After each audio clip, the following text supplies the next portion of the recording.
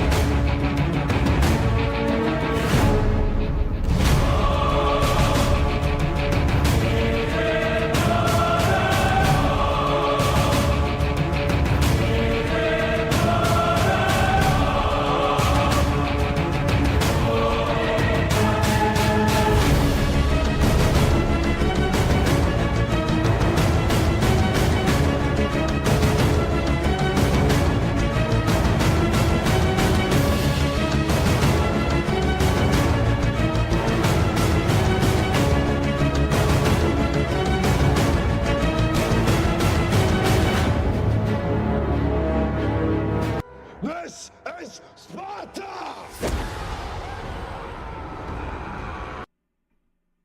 What is going on, everybody? Of course, it's another night, another stream. Let's get some stuff done. Let's say I have some arguments, and let's get the marketing out of the way. The hardest part of my job, the hardest part of any streaming thing. So, we are streaming by not one, but two platforms, Facebook and YouTube. Please hit like and subscribe. It will help me out a lot. If you want to support my dream, my goal, my mission, please hit me up on the Snapchat. It'll be appreciated. So, the biggest question I have for everybody today is, are you, as a man, ready to change? Or do you fight back in change? You don't want to change. Which one is it? That is the question of the night. Are you ready to change? Because, unfortunately, as nature doesn't want us to change sometimes. But it's up to you to make the change, make the difference. It's your call today. This decision, this drive, it needs to be from you. Talking to my female friends, female co-hosts at times, I have one thing in common. They always say to me, men never want to change. And I disagree with that comment. I'm going to fight back on that. I think men do want to change, but I think they're scared of change. Not when they're scared of change, they don't like to change as much. It's something that need to.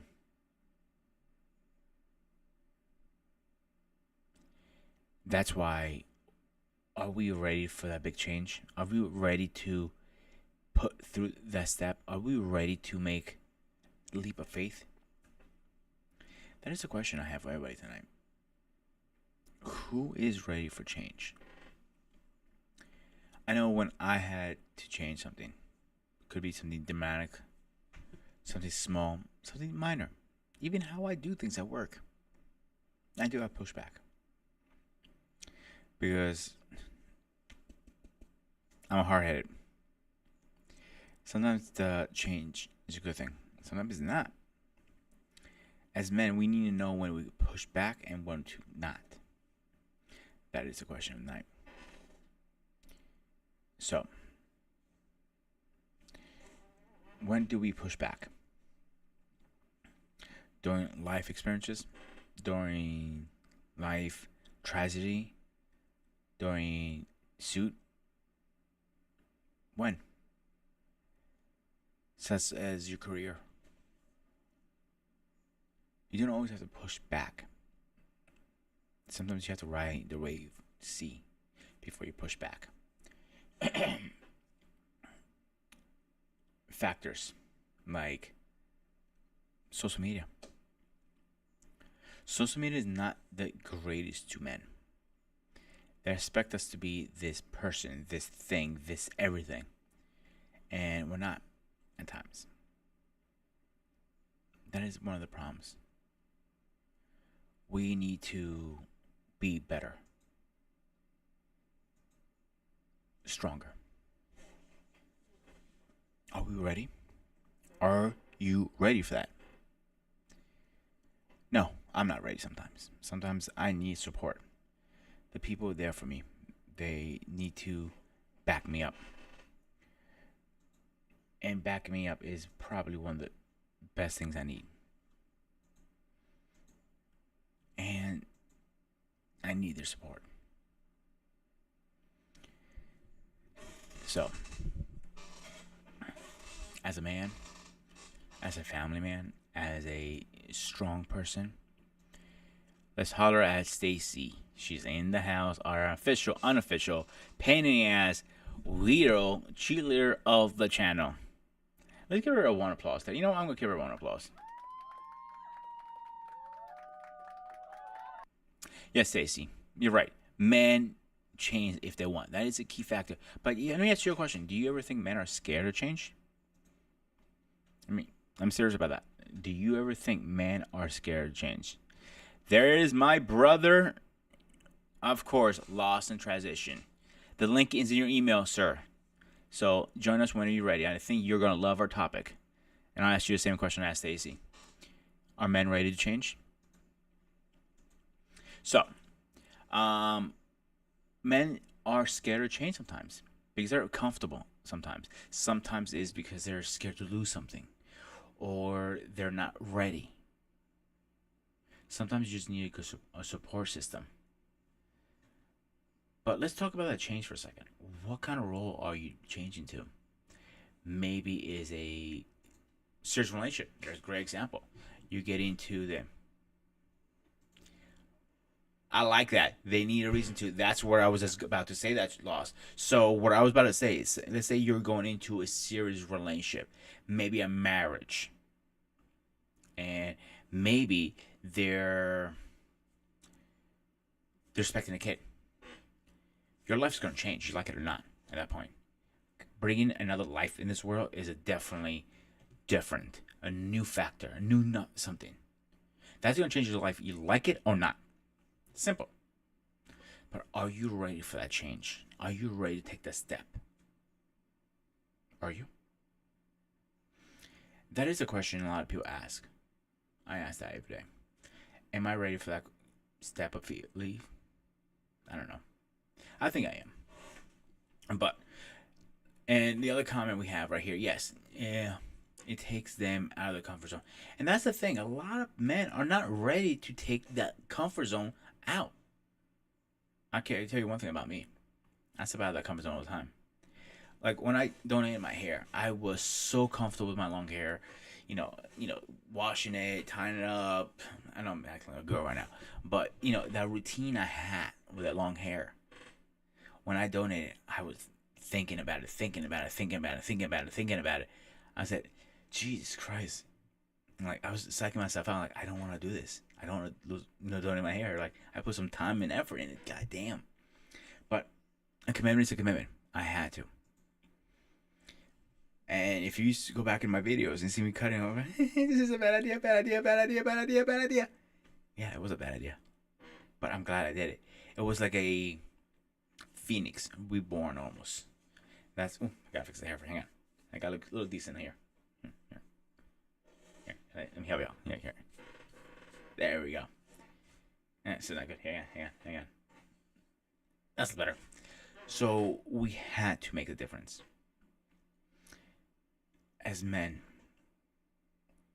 it's time to make a difference at times. So, what is your reason to change? I know my reasons are. My reason is to make those people around me proud. That's one reason. I had to change a lot of things.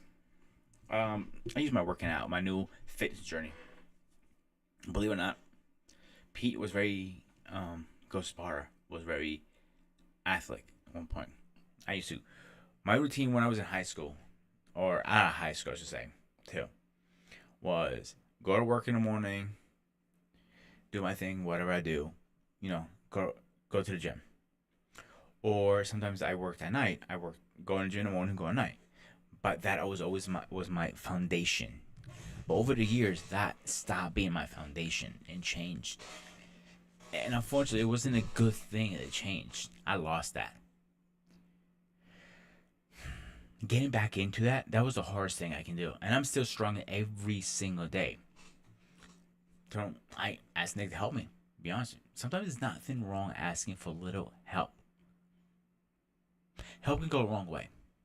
Help can be a great factor, a great assistance. I know, for me it is. I ask help all the time. But most men are too proud to ask for help. Why? Why are we too proud as men to ask for help? Anyone? Or my favorite one is sometimes you're not good enough. So before we get ahead of it, let's get our first guest in here today. And of course, we got to get him in here properly. We can get the damn thing working tonight. There we go.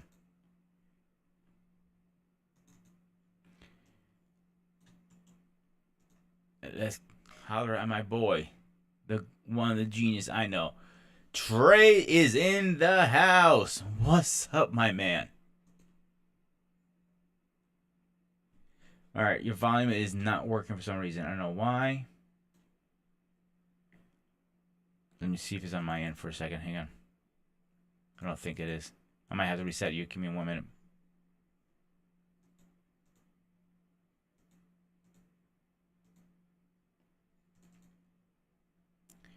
No.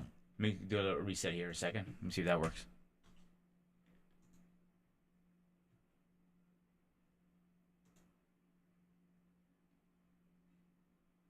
All right, go ahead. Try it now.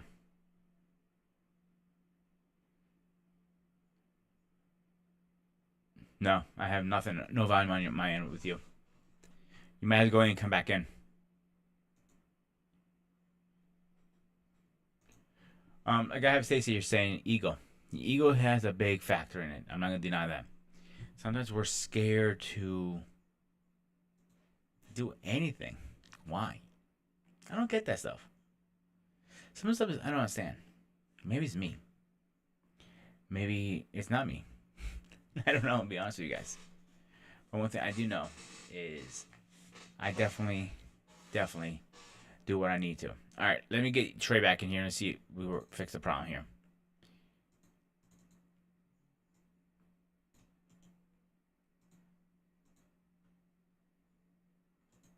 All right, go ahead, Trey. Try now. I have nothing. I don't know why. Try one more time. No, I don't understand why I'm not getting volume from you. That is so odd.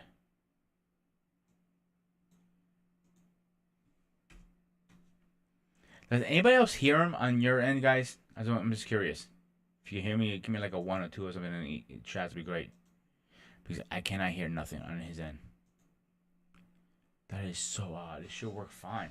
Are you sure not on mute on your side? I can't hear anything. All right.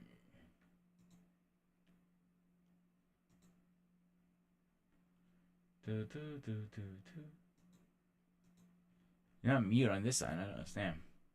Don't hear him. Okay, so I don't know why you can't hear him. You can't hear him. Even Lost saying you can't hear you, dude. Nobody can hear you. I'm not sure. I have everything on my side. Everything. Okay, and you're not on mute. You're saying so. I don't know. All right.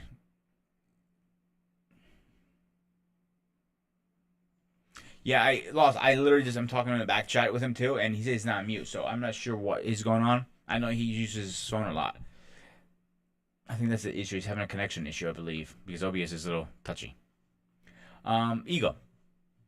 So Stacy said ego.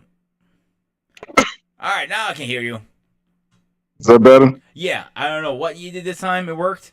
So don't touch anything. Keep your hands up in the air. I ain't gonna Away touch from this. nothing. So, my man, how are you tonight? First of all, I'm okay, man. How about yourself? good, good, good. So, the question we have for you, brother, is: can man Man, change? I know you like these topics. This is your cup of tea. you hit me with the bomb as soon as I stepped in the room, huh? Yeah, I got bombs tonight. I got some major bombs, and I'm hoping Lost is Okay, upset go with this ahead. because I think he's going to enjoy these questions. I want to see if Lost can keep up with us tonight. Yeah, he can keep up, man. Lost, I don't worry about Lost. He's already Yeah, in the game. he's He a great knows guy. what's up. You know, I know he's listening to it. He's a great guy. He's one of the guys I depend on all the time. All right, go ahead, Trey. No, The floor is yours. what was the specific question? I want to see. Topic tonight is can man can change. Before I get into questions, I want you to answer that question. Do you think can man change? Yeah, I think man can change. I think it's inevitable for a man to change. You're gonna change some things by force, some things just by aging, and some things by experience.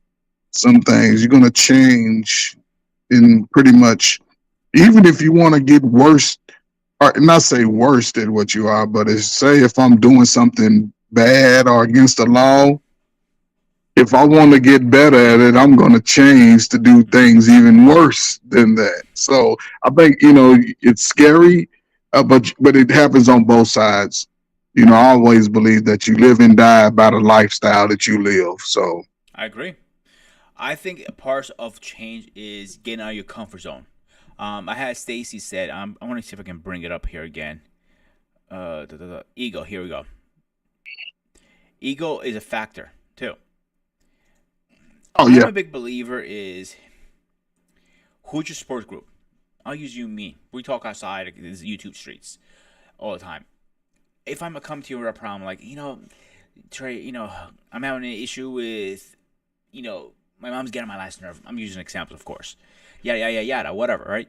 You're gonna support me on that. You're gonna try to talk to me. And we had a similar conversation recently, actually, about not being good enough for her, doing a good job. And you checked me right in my place. So we need more men in each other's life like that to check each other, saying, "Yo, dude, chill out. You're doing a good job." You see where I'm going with this? Mm. So that is a question. Like, sometimes even Law said it earlier. Let me find that comment. Where is it? Here it is. They need to change. They need a reason to change. What do you think about that? of course. I mean, one thing I learned about being a man and understanding manhood, it doesn't take a whole lot of expression to express and get the message through. Men need to change. It's part of who we are as men. Think about it. Even it starts as a kid. You couldn't tie your shoe, and as a baby, but as a kid, it was a must. You know what I'm saying? You couldn't cook a full course meal, but as you became a man, you ain't gonna go without cooking a good meal. See, so it's just part of the diaspora of man. And you had an example of a man to learn what not to do and what to do on both ends. Mm-hmm. And see, I think that's what a balance, like you said, you had a father. Was he giving you the love and the teddy bears that you needed as a kid? Maybe not. But he still had enough discipline to make sure your ass was disciplined. Oh, See yeah, what I'm my dad, saying? yeah. He checked me in anytime. But yeah, and see, as a man, you look at like when it came to your feelings, he didn't care about hurting your feelings, did he? Nope. See what I'm saying? And that helps you be a man when you deal with other men. See, unfortunately, a lot of younger guys like you may not have had that experience as boys to understand how men communicate and operate and have to do. Because despite what you felt, you still had to get yourself in a position where you had to have the confidence to say, "I'm gonna go out here and I'm gonna work in the food industry and I'm gonna be good at what I do." So Mhm. I've always had conversations and I've done a lot of groups with young men and young women about these specific topics. So I always get passionate when it talks about just being a better person, man or female, to me. So yeah, it's inevitable, man. You have to get better, man. There's no way around it. Some people look, and sometimes your confidence may that you have in who you are may come off to me as cockiness. Like, oh man, he cocky. But but then that'll show a deficiency on me if I'm not allowing you to be your man and I'm over here being a puppet dog blaming you for something that I could just innately grow for myself. Sometimes you gotta grow into that. I've always been that guy that when I was around young boys and wanted to play sports, I wanted to be first. If we race, I'm gonna be first. We're gonna do push-ups, I'm gonna be first. Maybe second, depend, but it ain't gonna be like you beat me by 5. You might beat me by 1 today, but tomorrow I'm gonna beat you. I'm gonna keep going, and that's my thing. And I don't think a lot of guys, especially young, and for a while now, they haven't had that type of motivation around other friends. Like you said, when I talk to you as if you my friend, and I want you to have the best outcome without destroying yourself and destroying everybody else around you. Mhm. See, I'm that type of guy. Even with the friends when I used to grow up, I didn't let guys talk crazy to their mama around me because I wasn't gonna talk crazy to my mama, and you wasn't gonna talk crazy to my mama. So if I was with you, we hanging out, and I go over your house, and your mama say, come in here and move these clothes, and you ain't gonna do it. So I'd be like, hold up, man, what the hell you doing, man? Let me talk about like that. I was that guy. And if you wanted to continue that lifestyle, I would have stopped talking to you altogether. And you wasn't gonna fight me because I had big hands since I was in the 7th grade. And I was ready for somebody to touch me. I was ready to fight. Even though you wouldn't have never known, but I was hoping somebody touched me so I could fight. A troublemaker, huh? No, I wasn't a troublemaker. That's what I'm saying. Yeah. I wasn't gonna touch you. But if I tried to help you, and especially, and to see, when it came to like respecting my elders, I was big on that as a kid. I was big on that. But you my age, you my buddy age and all that, man, you hit me, I'm gonna hit your ass back. You see what I'm saying? I'm not gonna cuss at you. I wasn't a big cursor as a kid. You know what I'm saying? I wasn't that type of guy. I did my little thing when I was a teenager, young teenager. Hey, I started having sex early. Luckily, I ain't had no babies when I was in high school, but hell, it was out there. I smoked my little marijuana, but I didn't let marijuana overtake me because I still play sports. I like sports, so I knew I couldn't be all fucked up trying to play sports. And I had a little moped. I mean, you know what I'm saying? As a teenager, man, and as you evolve into a man, I hung around men. I stopped hanging around teenage boys when I turned 21. I stopped doing it. When I graduated high school, I ain't go back to high school until my 25th year reunion. See, when I was in high school, I always hanged out with the older guys. Even people outside high school, most of the guys were older, and I had very few people that wouldn't what's called it. They were my age or younger. So let's give a big shout out to housewife. Housewife. If you want to join us, I sent you a link earlier today. This should be in your email. If it's not, please let me know. So I'll resend it. But Yeah, there's some women up here. I like women. what's up? Yeah. I said, let the women come up. I like women on the panel. I always she's in the chat. She can tell you. I always invite wife, and I always invite for Grace, and that's up to them. They want to show up. The door's always open for the ladies, and any other women. Grace does a podcast on Wednesday sometimes. A lot of times. Does she? All right. Give me a second. Let me get the chef in the house, and he's already smoking. I can see him puffing and puffing in the back already. Let's get him in here because I know how he gets. You know, when it comes to this topic, this is his backyard. Let's talk to our chef in the house. Our Pain. Salute to you, my brother. What's up, brother? Our Pain. All right. Our Pain. Yeah, what's up? Can you make it seem like you dark? You're getting dark. It's like you're getting darker and darker on the screens. How you know it's not on purpose? You know? Oh, okay. I'm just saying. If you want to, okay, that's cool right there. Yeah, that's cool right there. Okay. Yeah, I'm sorry. Our pain. My brother, cool. If you're going to be on the show, you got to take care of that beard. You got to put some oil. You got to brush it. Come on. Man, I send you the information. It's going to be, I ain't going to be like yours, man. You got that white boy here, man. It's just going to always be nice. Yeah, our Pain got a baby beard, man. He ain't new. He's new to this game, man. Get some oil, man. You won't even need to brush as much. Trust me. Just calm it out. Calm it out, our Pain. It'll grow. I got some oil, man. I saw some of your recommendations and stuff. It's just a matter of getting some.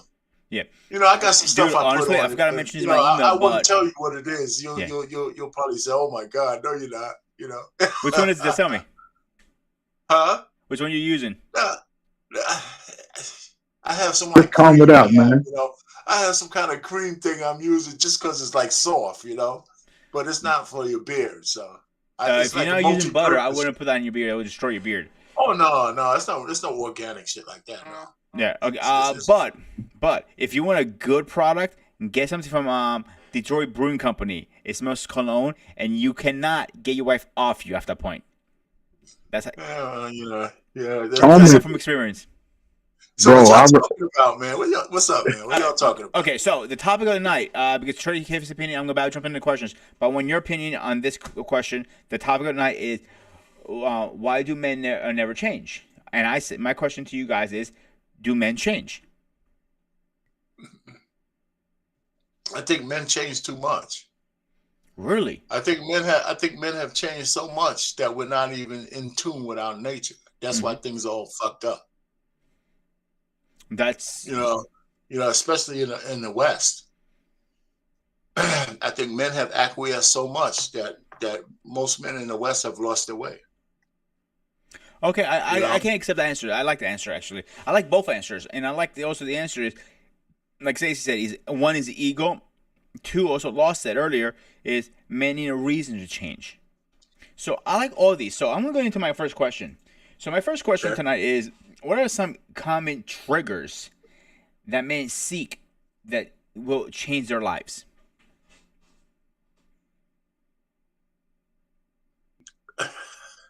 I gotta go on.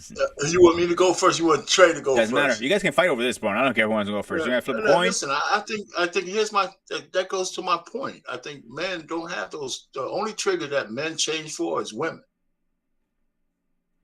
I disagree. And that's why we're so upside down. You know, I mean, if men stood on their square a little bit, and not change. I mean, if you look at the history of when men really mess up, a woman is like less than 2 degrees of freedom behind that shit. You know, so I mean, how many things do men really mess up if they have their head on straight? Adversity, paying a bill. Taking care of something. I mean, listen, I think men, I think the number one enemy for a man to keep his head on straight is some box. I mean, if we comparing apples to apples, you have a reasonably intelligent man, right? I think the number one thing that men mess up with is when it comes to a woman. Okay. That's what I think. I respectfully disagree, but I'll give you my opinion in 1 second. Trey, you go first. I mean, to a large degree, I agree with our Pain as far as the trigger for men to change. But I also think that there's some things that are inevitable regarding a man's growth and change in that capacity. You know what I'm saying? Because just like you have to change your thoughts and your points of views and your actions based on the direction that you want to go. You have to like say if a man is just out here living reckless, he has to make a change as far as becoming more disciplined, being more focused on his career, maybe losing weight, just I don't know, getting more involved with the children. All of those things require change of current activities. So I think it's important. But yeah, as far as a trigger, yeah, it all, the women, they all play a role in those other things. And I think the women is a bigger distractor than any of them. Women distract the hell out of you with some box. That's why a lot of guys get messed up now because they form into the box. The box ain't forming to them. They chasing the box instead of letting box chase them. And the box will chase you a little bit more if you on your square and you on your purpose. So he's right. So yes, I agree in that, and this is like I said earlier. So a woman can screw your head up pretty bad. I'm not denying that. I've been there. All men have been there. But one thing I would say makes a man change more than anything out there is having your first child. Think about it.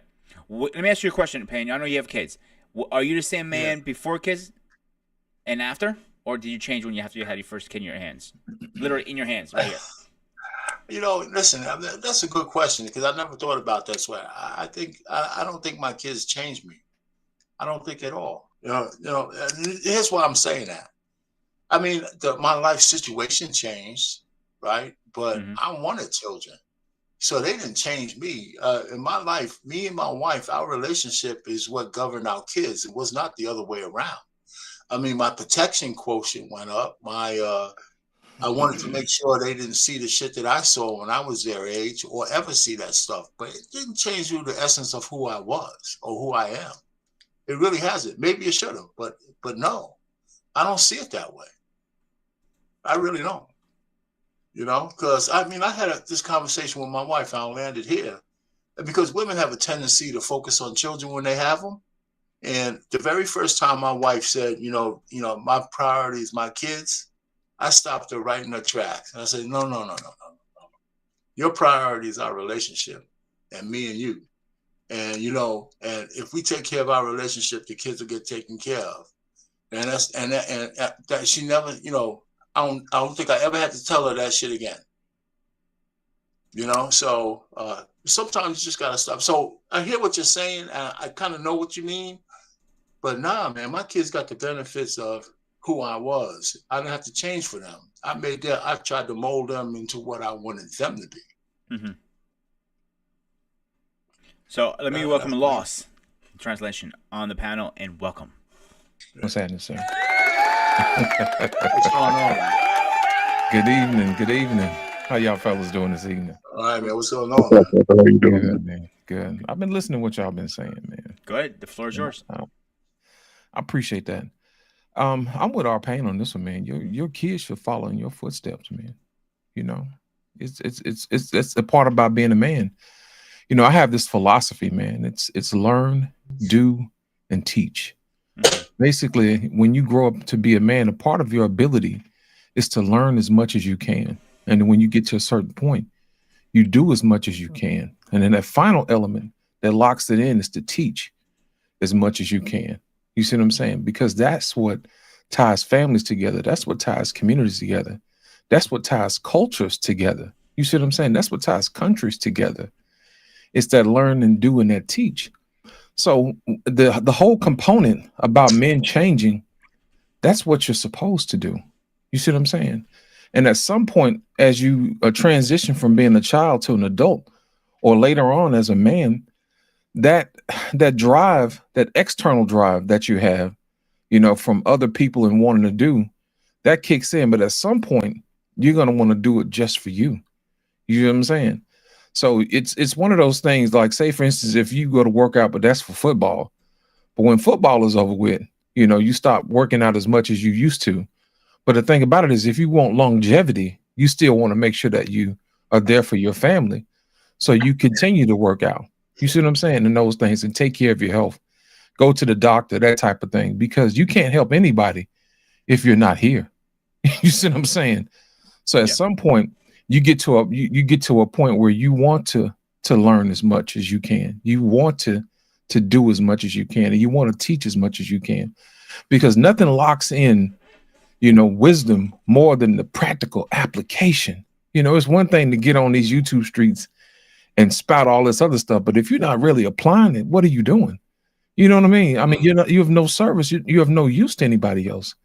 But at some point, it kicks in where you want to do it for yourself. And then it's one of those self-perpetuating things where you become wiser, over time, because you're willing to do that. So as far as change is concerned, there's a break in where the external transitions to the internal. And then when you transition to the internal, that's when you start receiving wisdom. Good point. Trey, go ahead.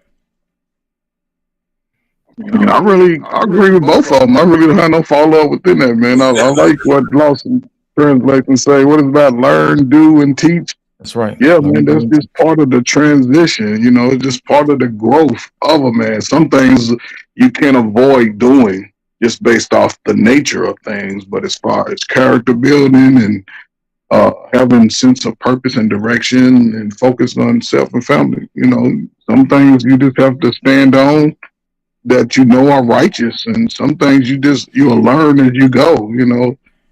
I don't know, man. I can look back on my childhood, man, from the time I came out of my mama's womb, man, and I've just been trying to be the best version of me. Have I always done it? Nah. Have I made some mistakes? Yeah, but I'm always trying to be better and, just stand on what's righteous, and it blessed me tenfold. I can't even tell y'all how blessed I am right now, man. And I just be happy to just be talking to other men now, because we out here and we go do that shit. I don't care what nobody say. Mm-hmm. So I just appreciate that, man, altogether. So I want to bring a comment that Stacy made. There only changes around women if they want, for example, the way they're acting or treat you. What do you guys say about that? I don't think that women actually play that big of a role, in personal development, to be honest. I'll give you an example. Growing up, we used to watch the Kung Fu movies. You remember that? When the little guy who wants to learn how to do Kung Fu, all of a sudden he goes to the Kung Fu master, and the Kung Fu master would teach him little certain things, and then all of a sudden he think he got him, and the Kung Fu master show him up. You know what I mean? And eventually, once he gets older and he learns everything the Kung Fu master has to learn, then he says, I want you to reach out and grab the pebble from my hand. You know what I'm saying? And at that point, the student becomes the master. I think most men want to become the master. People like our Payne and Trey Ferg, those guys are masters now. You see what I'm saying? You have to take the pebble from their hand. But the thing about it is as younger men, you have to be able to submit to wisdom and knowledge. I see guys, man, talk to our Payne all kind of crazy, man. I'm like, y'all don't know what y'all doing. This man has a wealth of knowledge, and you guys talk to him sideways. I said, see, that's why you'll never be the master, because you don't respect the master. And that's the problem that we have today, So anytime I see our Payne and Trey Ferg on him, man, I'm going to give them their utmost respect because they earned it. You see what I'm saying? They've put in the work. They've learned as much as they could. They've done as much as they could. And now they're in the teaching stage. And there's nothing more brilliant than watching the master at hand and work. I'm just saying. I know our Payne love that. Don't you love that, don't you, our Payne? You love that. I salute you, brother, for real, man. Hey, and we out here, man. Trey, that's you, man. You too. Yeah, we out here. Thank you, man. I appreciate those words. One of the things I try to tell people is that even when you're wrong, yes, sir. Even because I don't try to be right all the time. So even when I'm wrong, there's even wisdom with that. Because I can admit it. If you come up with something that I say, oh, you know what? That's a good point. I take what I said back. You're right. See, a lot of people can't even do that. You're right. A lot of people can't do that. For me, there's no, if I learn something, I don't care how old a person is or how young they are. If I learn something, that's good. Mm-hmm. That's great. Shoot. Did I tell you one time I was talking to this young, if you come up with, I was talking to this young dude, And I was really out of shape then. I said, man, damn, I'm struggling on the steps. I said, man, don't get old. And he looked at me. He said, ain't that the point? I never said that shit again. I never said that shit again. I said, you know what? That's a good point. Yes, You know? true. I said, you know what? I never said that again.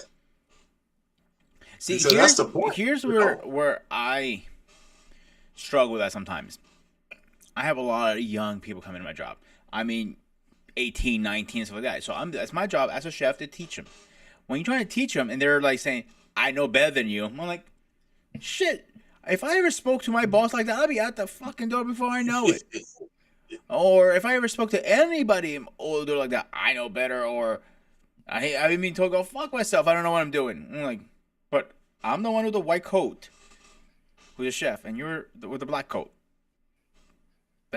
You see where I'm going with this? So that is my issue sometimes. Like, you're trying to teach somebody, but there's so much pushback. Then how do you change as a man, saying, listen, I'm still trying to teach you, and you don't get angry and start ripping your shirt and all that craziness. See, what you do is the master. When he says, I know more than you, that's when you say, show me. Yeah, show me. That's it. Show me. Step back and go to the bathroom on his ass for 15 minutes and come back like. That's the greatest 2 words. That's the greatest 2 words of all time. Or that's right. You got option 3, my favorite one. I just go, This is Sparta! That's right. That's right. You tell them that. I'm telling you, that's the greatest 2 words in history. Show me. That's right. Show me. Say it just like that too. Exactly. Here's the thing. It challenges them on their word. If you can talk it, and you need to be able to back it up. It ain't bragging if you can't do it. It ain't bragging if you can't do it. Mm-hmm. That's funny, man. That's right. Yeah. He has a good point there. If you're so tough, excuse me, tough, and saying I know everything, Penny's trying to teach me something. What I'm like, fuck you. I know more than you. Not literally, but I'm getting a point. Yeah. One, I'm disrespecting him, and B, he's gonna say, you know what? Next, when you need my help, I'm not gonna be around. So fuck you then. Simple. So grooming. Here's the problem. I love what the translation said. I'm gonna use that from now on. I'm just gonna be like, show me. But if you have an opportunity, because since you basically say sometimes you in a position to teach, if you have an opportunity to speak to them prior to them getting out on the floor, then I would ask them specific questions on how do they handle leadership, how do they handle instructions, and they'll give you a clear picture of who they're going to be out on that floor. Because as soon as they say, well, I handle them well, then because I'm going to be giving you instructions to do, and I just need you to do it. I don't need no back talk. Now they have to own up to what they said. And if you can say it around somebody that hears them, that'll save you a whole lot of headache. Because when you get out on that floor, things are going to be fast paced, and you ain't got time to be trying to explain. And that's where you lose time, because time is money. So, yeah, I would just be like, and then when they get to still talking, then you hit them with the show me. And that's right. Hit them with the show me. So what I learned too? What I learned too, grooming? Show me. You don't know what a man is until you learn how he handles humiliation. Ooh, that's a good one. I'm going to tell you why. What happens is when you learn how to handle humiliation, that tells you exactly who you are. Do you get angry or do you get better? You see what I'm saying? Nothing translates better than humility. You know what I'm saying? How do you handle defeat? Because I assure you, somebody will defeat you someday. Even when I played football, I was usually the biggest, baddest kid on the block. But I assure you, anytime we went out to the country, there was always one. You know what I mean? There was always somebody who was bigger and badder than you. And my thing is, how do you handle humiliation? How do you handle defeat? Do you adjust?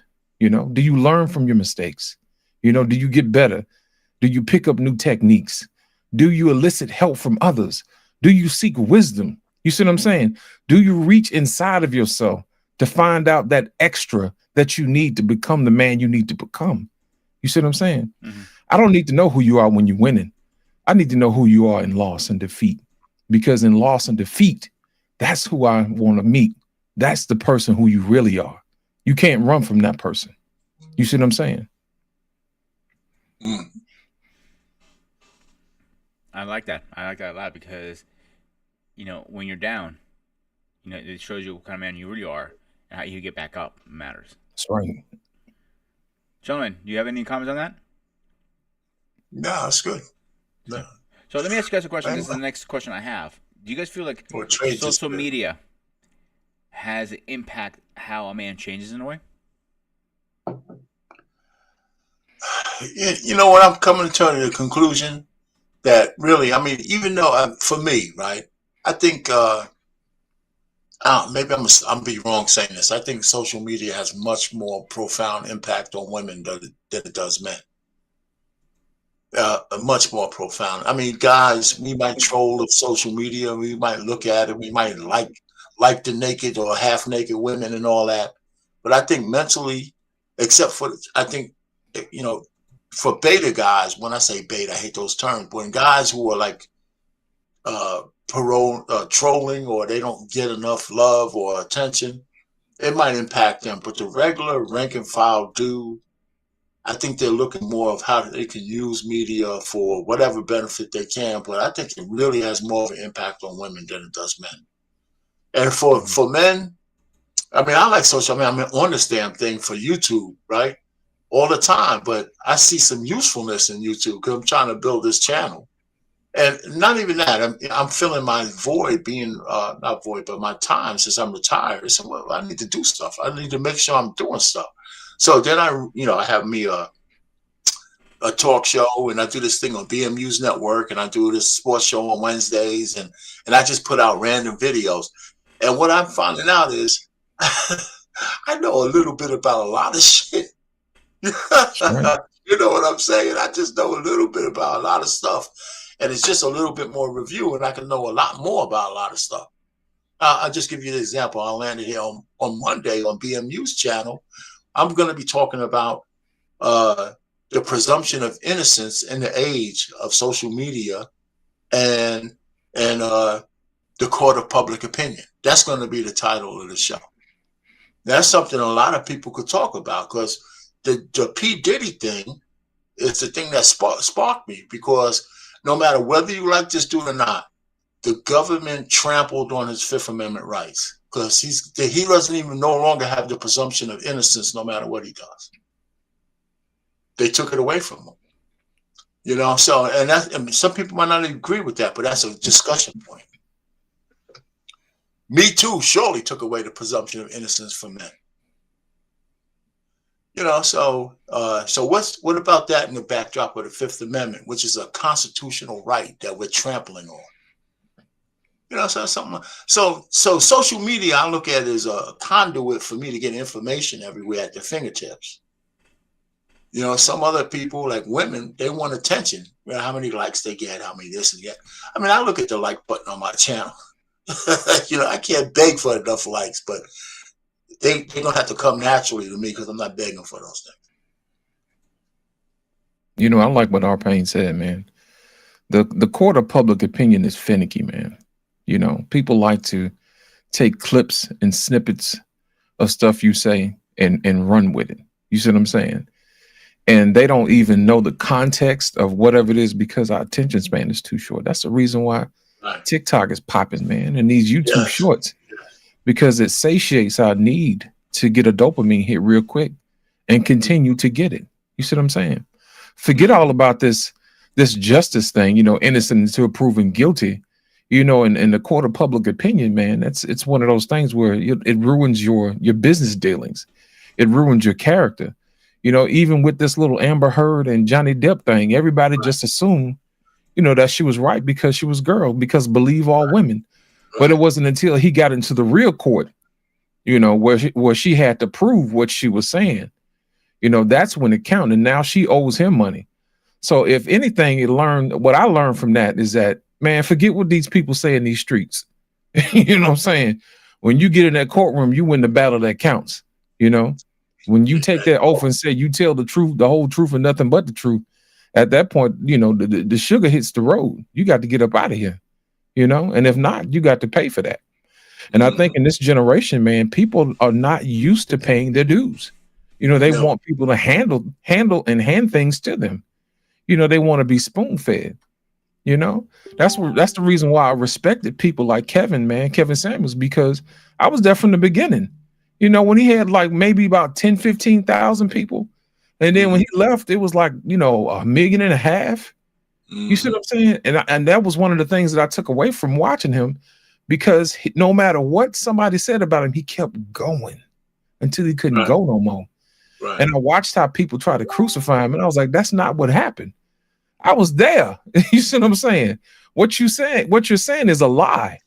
But here's the thing: there's no court for Kevin to go to. So you have to know what arena that you're dealing with.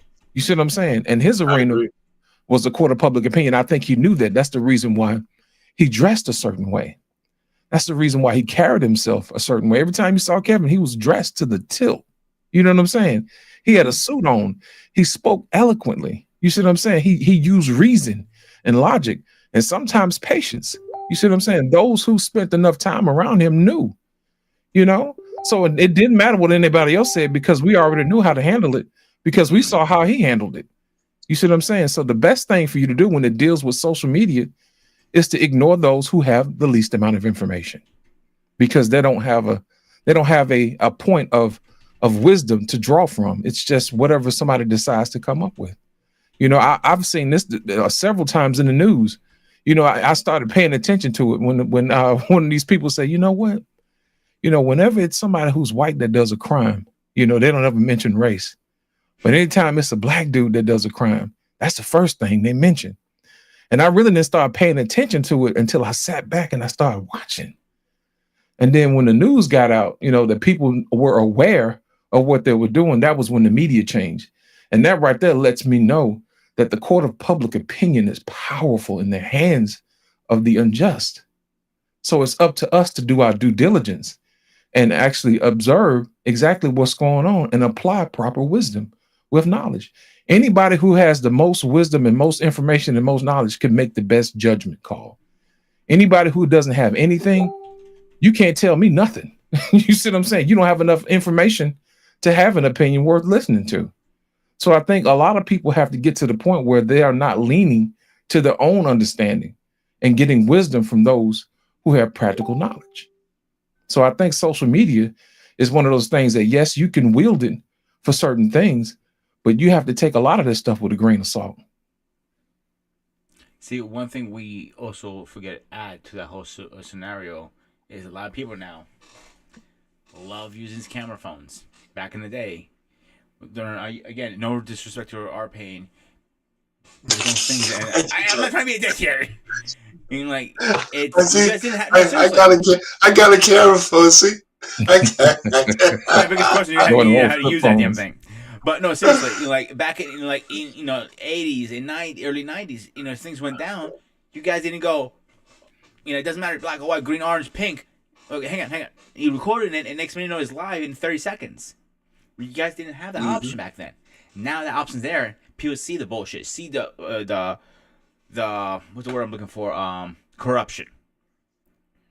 People didn't see that back in the day. Yeah, but you know what, grooming? But we also found out that even in the backdrop of a camera phone, that they were trying to tell you can't believe your lying eyes when they beat the shit out of Rodney King in front of the whole country and still got off. So I mean, they still could manipulate even the video, and the flip side with the guy who got murdered deleted in Minnesota, right? Right. That 13-year-old girl took that video so steady was what got him convicted. Right. And you know the sad part about it is, our pain is that people believe what they see as if it's real. And it's usually not. All right. Man, I don't know, man. Everything y'all speaking on is like, it's just unfortunate. That's the life that we in today, right. 2024. Is it unfortunate though, or is it just the natural progression of things? I mean, I can't say it's the natural progression.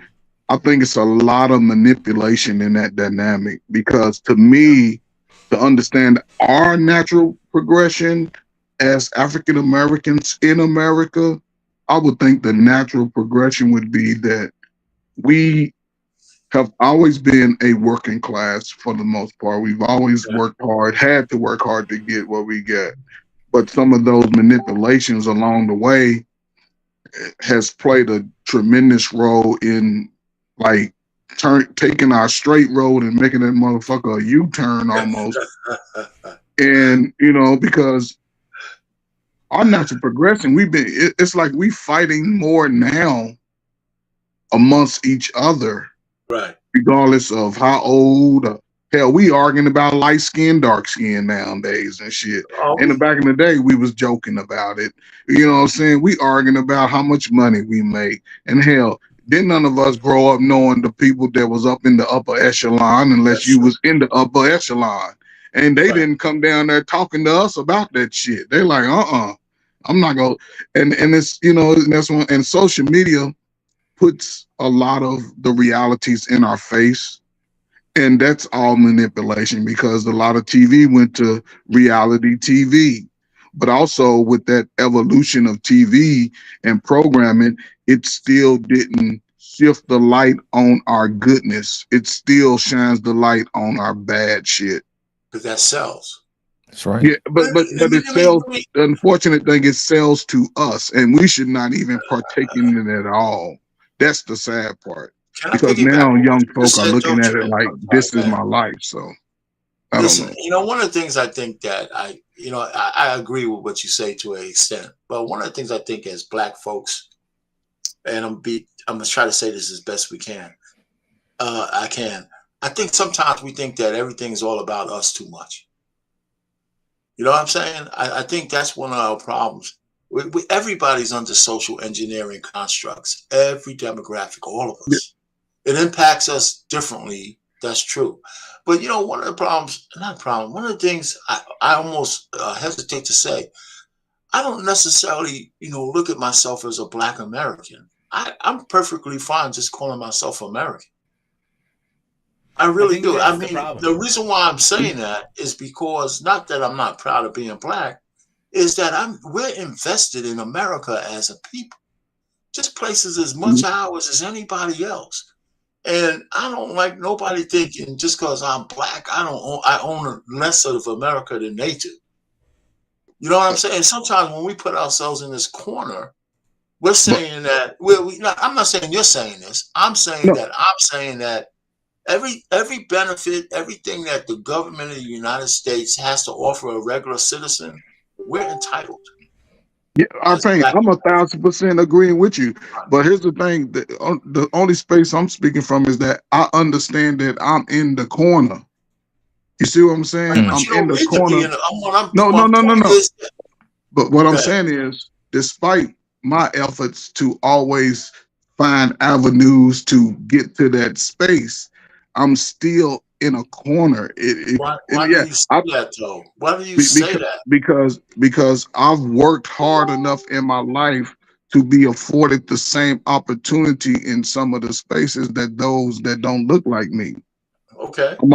I should be able to put in on owning a team or put in on, you know what I'm saying? But I'm just saying though. No. They're stopping. The only thing that's stopping you, Trey Ferg, from having a team is you're not a billionaire. But I can't. I want to be a billionaire, but no, I don't. No, I don't. No, I don't. I don't want to be a billionaire. I don't want to be a billionaire. I know what you're saying. But why do I have to be a billionaire? Why do I have to be a billionaire? Because that billionaire has made money off of you and I, that same person. Okay. So I should be an American. No. Listen, I don't want to just denigrate what you're saying because I do, in essence, I understand where you're coming from. But the reason why because even if you were a billionaire, right? Let's just say you were a billionaire talking right now and you couldn't buy a team, then I'd be on your side because I know that group of billionaires in the NFL, they do discriminate at that level. So Shit, from it that all level, I would agree. So I would agree with you there. But the everyday rank and file guy, we can only aspire, black, white, or indifferent, to be owner of a team. So you're right, but we're talking from the wrong level. Because if you were a billionaire right now and this panel was full of billionaires and you couldn't buy a team, then everything you said I would agree with. Because we do know that the NFL owners discriminate on who they want to let into that club. So do all the rest of the owners too. Maybe the NBA a little less. You know, but we're not talking from that level. I'm just saying that I don't see myself in this corner as a regular rank and file middle class guy. I don't see myself in the black corner. I just don't. And that's where I get into trouble with the blackity blacks, right? Because I don't see myself there. I see myself right dead in center of every goddamn thing America has to offer. And if I can get it, I'm going after it. And race has nothing to do with it. So I agree with you 100% on that. And I'm just saying, I feel that same way, but at the same time, you although you're not in a position to change it to that level. See what I'm saying? You're not in that position. I'm talking about this changing it for me though. Right, but what I'm saying is, I'm 50, you 60. Right. You know what I'm saying? You put in all the work, you put in all the time, you retire. Why can't you why can't you be placed in that level based off the hard work that you've put in, is all I'm saying. Yeah, but that's not a I feel like there's no other race of man greater than me too, based off who I am and my hard work. But I still want to be afforded those same things, which I know will never happen. What same things you talking about though? Well, listen, I want the big yachts. I want, you know what I'm saying? I want a helicopter. I don't want it, but I want to be able to afford that. Hey, Loss has to save us in this conversation with his philosophy, because you're talking about different levels, Trey. You're mixing class and race together. You're conflating issues. It's going to be together, so I try to separate it. No, it's not. No, it's not.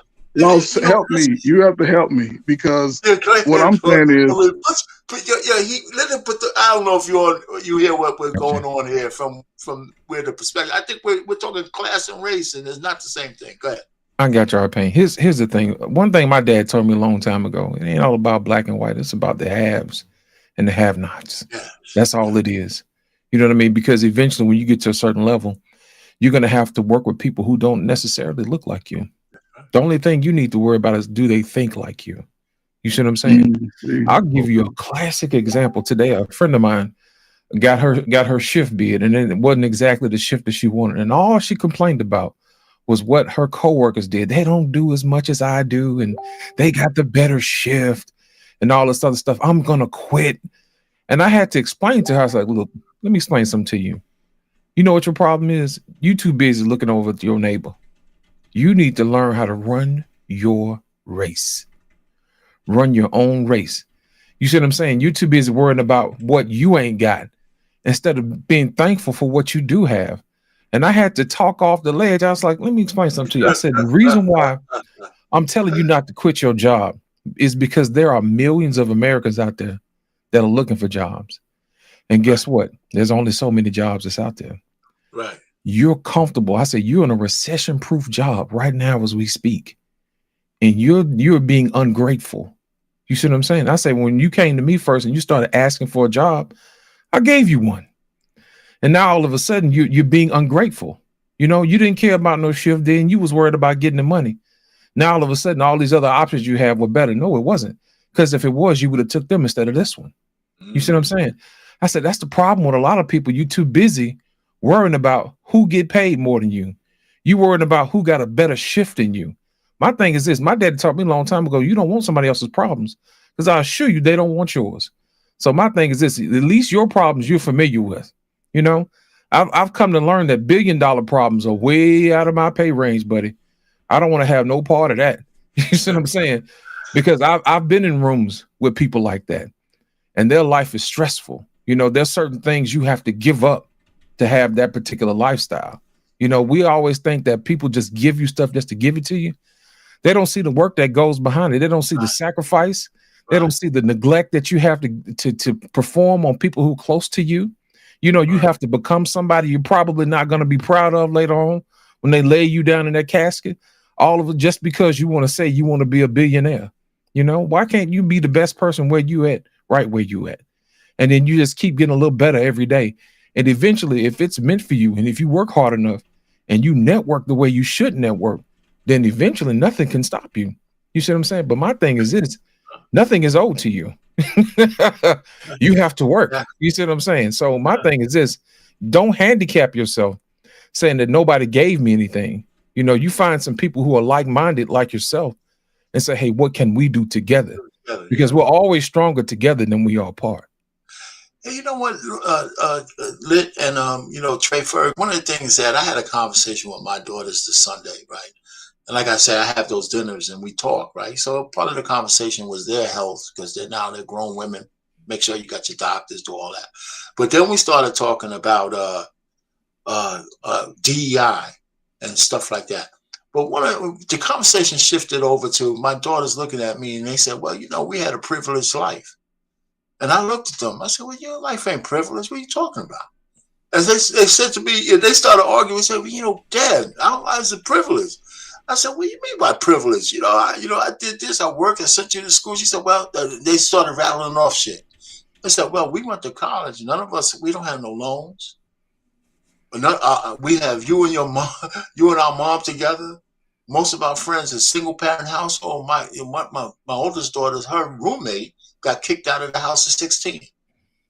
She said, listen, man, we live a privileged life. I said, well, and then she said to me really sincerely, she said, Dad, I admire your humility, but we're privileged, you know? And I said, you know, so, but I didn't look at it that way because I'm looking from my perspective, looking at them. They're looking at their perspective, looking at me, reflecting their own lives, because I kept them away from a lot of shit that I made sure they would never see.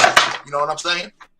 So their perspectives are different. And it's just made me think of kind of what Trey just said. I raised to a certain level of my engineering degree that afforded me the opportunity to live in New Jersey without having to move once I was retired. But I don't think like I've arrived. I just think that I did, that I rose to a level of my competence and my ability and the things that I really did, because when I reflect back, I probably could have done more. You know, if I would have stayed in shape, I probably would have done more. If I would have did this, I probably would have done more. So I'm not trying to down myself. I just was blessed enough to get to a level where, you know, I could pay for the regular things in life. But I don't begrudge the billionaire, because I know that guy did a lot more to get there. Whatever he did or whether she did, there was something else that they did to get them that idea, that business or whatever they did to do that. I didn't do that. So I don't begrudge them the amenities that they have. But as a black man in this country, this is why I always think I'm going to land it here.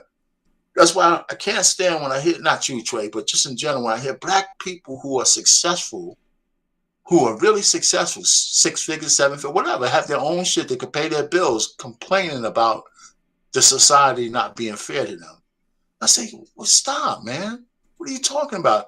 The average white person lives a life of desperation, just like everybody else. Just like everybody else. You know, as a black person who could pay your own bills and raise your family, in 120 years, we've come further than a whole lot of people under all kinds of oppressive shit, and we're still here, and we don't talk about that enough. That, you know, that's all I'm saying. Well, I don't know if I made any sense, but that's where I'm just, you know, well, that's my point of view on things. I have an opinion on this. My agree or disagree. Excuse me. My opinion on this is, it really doesn't matter. You're black, green, Spanish, white, whatever you are. We all are coming from the same blood end of the day. You know, that's how I got. You guys know how I feel about this. This is the reason why me and Paul started the gray area on BMU's channel. Yeah, to break down these walls. Stop seeing color and just see the man. There are a lot of guys I work with. I can't stand the shit out of them. But I'm going to respect them because they bust their ass. They do the job. As long as you can do your fucking job when you're at work, what happens at your home, that's your business. But you bust your ass, you earn what you paycheck, I respect you already. Doesn't mean I have to like you. I will respect you for that. Now, if you're sitting on your ass doing nothing all day, I use my boss, for example. My boss is always stressed out. Like, I know when he's stressed out when his hair's all freaking messed up, everywhere his shirt is tucked out, his tie's down halfway down. He comes to the office huffing and puffing. He goes, I'm going for my break. You mean you're going for a smoke? I went to him, like, you're not supposed to say that out loud. Because it was smoke-free campus at the hospital I work at. Anyway, so his job is very stressful.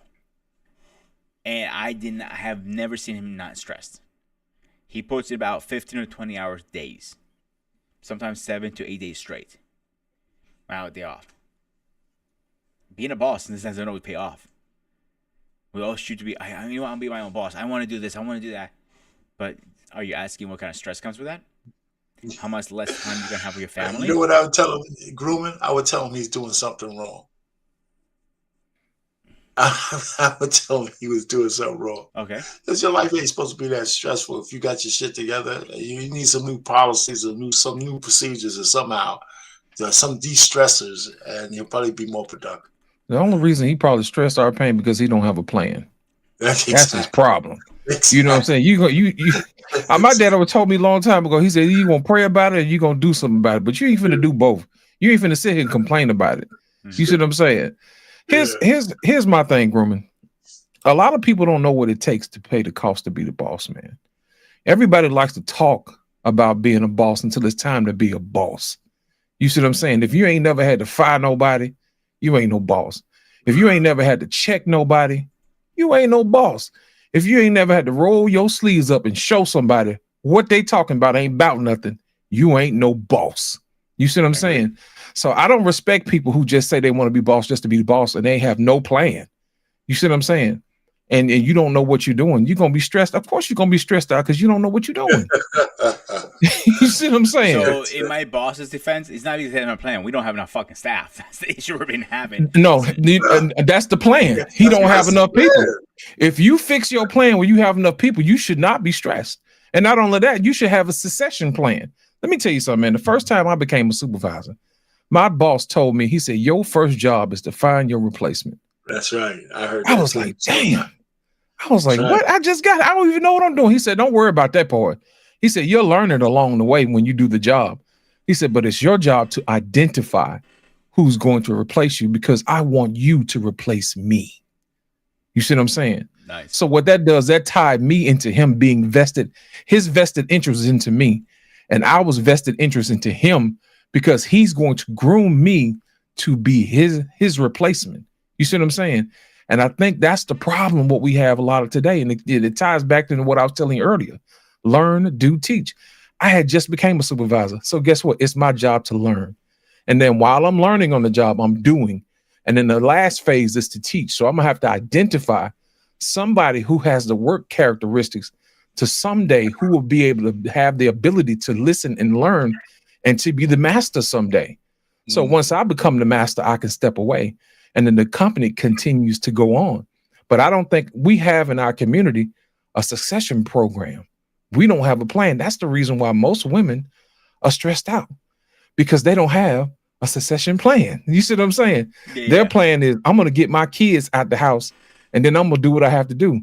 Ladies, I'm telling you, that is not a succession plan. That's not what that is. That's the reason why we have kids and we have grandkids and we have great grandkids because that is the succession plan. You want to make sure that you take everything that you've learned in the short amount of time that you got and cram it into the next person so they can go ahead and learn what they're learning along the way that applies to their generation.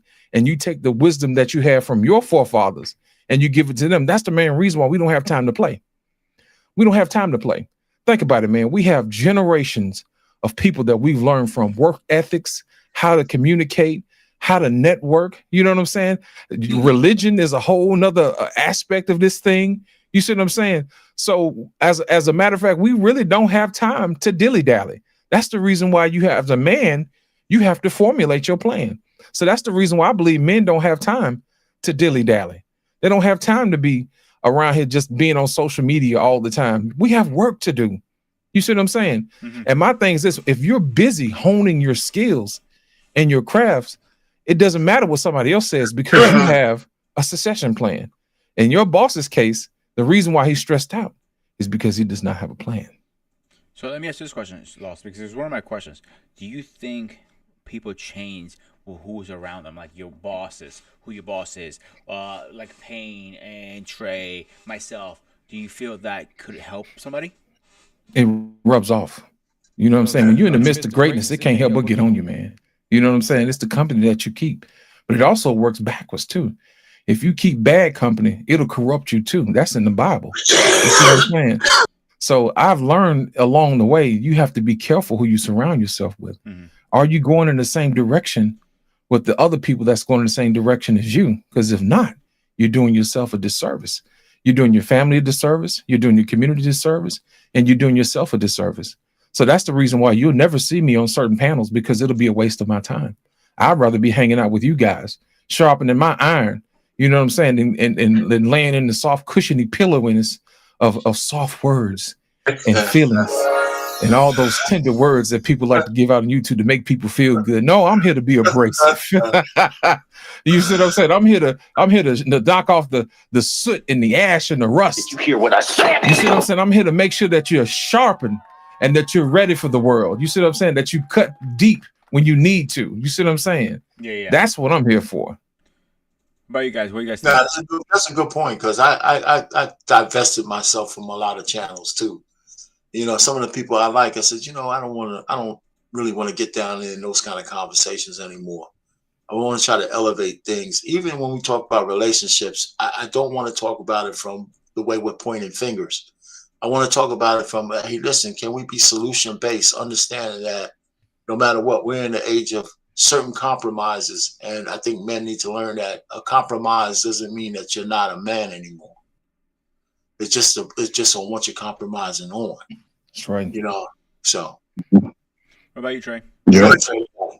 I mean, what both of them said, man, is spot on, man. There's no disagreement at all, because, you know what I'm saying, I've always had to live my life as a man, as in a sense, you know. So I don't expect people to save me from my mistakes. You know, I feel like I've always had to work hard to accomplish anything, and I wasn't even doing it just to, you know, say, oh, I've accomplished something, but I've always looked at the conditions and the situation that I was in and what was the best course of action, and I wanted to be prepared in that capacity.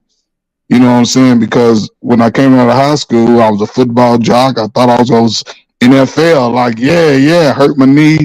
That shit changed quick. Then they had a strike my freshman year. The same year I hurt my knee. I said, well, shit, I got to think about college. I got to graduate college. So that was cool. And then I got it in my second year. I had all my grades. I was ready to take a bigger step. Then I didn't even want to take out $1,000 student loan. You know what I'm saying? I'm like, nah, I ain't gonna do it. So I dropped out. I never saw the military coming. The military that's happened to be like, okay, you say you want to do something, here's the opportunity. I was going to do all 20 there. Then I got hurt in the military. I said, oh, shit.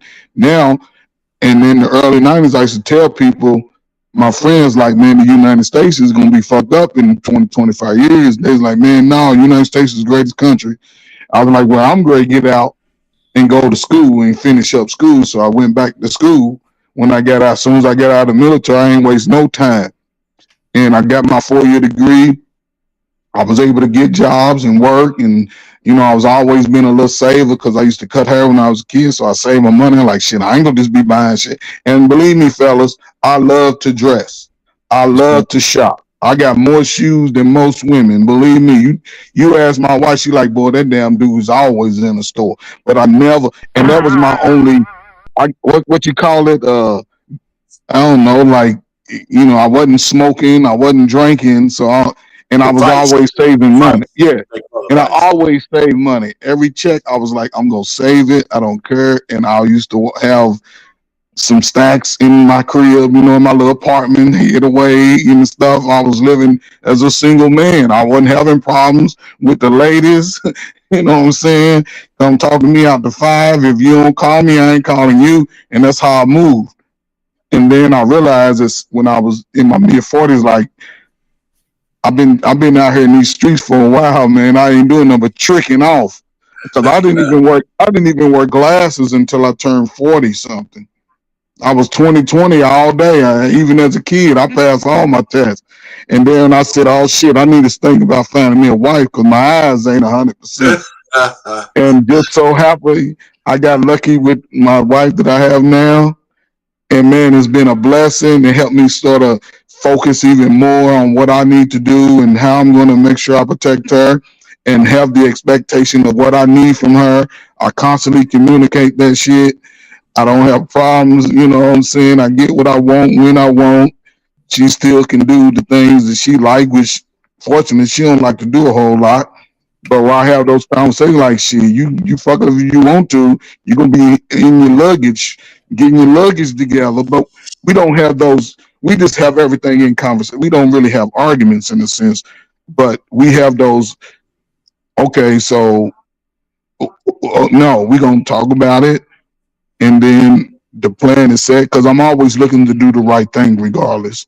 You know, sometimes I bet because I'm left-handed, she right-handed. We thinking we going to the same place, but we thinking two roads until we talk about it. Then we're like, oh yeah, okay. So we on the same path. We just communicate that shit, and it's work. And I don't, you know, like I said, man, I would never get a divorce. If she leave me, guess what? She gonna be hurt more than me, and I'ma still continue to build like I am. I'm a construction engineer. I'm gonna build the shit again. I just hope I don't have to. But you know, at this point, man, ain't no sense in fighting about that shit. And once I leave here, I don't know who gonna get it. But I'm trying to do the best I can and have some paperwork in order, you know, so I ain't gonna just leave it up to nobody. Somebody gonna be able to put some structure to it. So Well, so you say you have a son, so you don't have you don't have any kids with her. It's just you had just not with her. Yeah, No, like I said, I got a couple, but yeah, man. So, but you know, it's a unique time for men, man. Men to have spaces like this, man. We can put our heads together and get some different plays. I love our Payne's view on things because he's looking at it from a righteous point of view, you know, and I can roll with that, even if our views may get separated along the path. But our ultimate goal is to win at the end, and it's not just for us, it's for everybody. Even though people say, well, man, I ain't no end, this shit ain't gonna get better, but I'm here fighting every day, you know what I'm saying? Brothers like Lawson, you know, and the BMU guys like, shit, I'm gonna keep fighting for this shit to the end. So when I leave here, they go like, oh, he fought for us, he just didn't fight for himself. So one of the that's things, though, always good, Trey, one of the things that I think that you don't exploit enough, when I use the word exploit by telling enough, you're one of those kind of guys that people can relate to because you didn't get married till late in life. Like you're still not married right now, but when you know, there's a dynamic of men who get married in their 40s that's completely different than somebody who got married in their 20s. Correct. And there's lessons to learn there. You know what I'm saying? There's perspectives to be learned there and stuff like that. You know, like you pointed to the fact that my eyesight is going, so maybe I should settle down now. I can't see the honeys as good as I used to. And shit. Settle down, brother. Settle down, man. You know, because I was tied down starting at 26. I didn't get married till I was 29. But me and my wife, we were doing that dance. She was my fiance for like a year. I met her, got engaged, planned the wedding. And by the time I just turned 29, just slightly, that's when we were married. So my 20s, most of my 20s, I was tied up. Well, the second half of my 20s. And so that's a different perspective because I certainly wasn't. You know, I mean, back in the day, it was back in 1935. It was different times back then. You know, people keep saying that. People can see. You know, people keep saying that.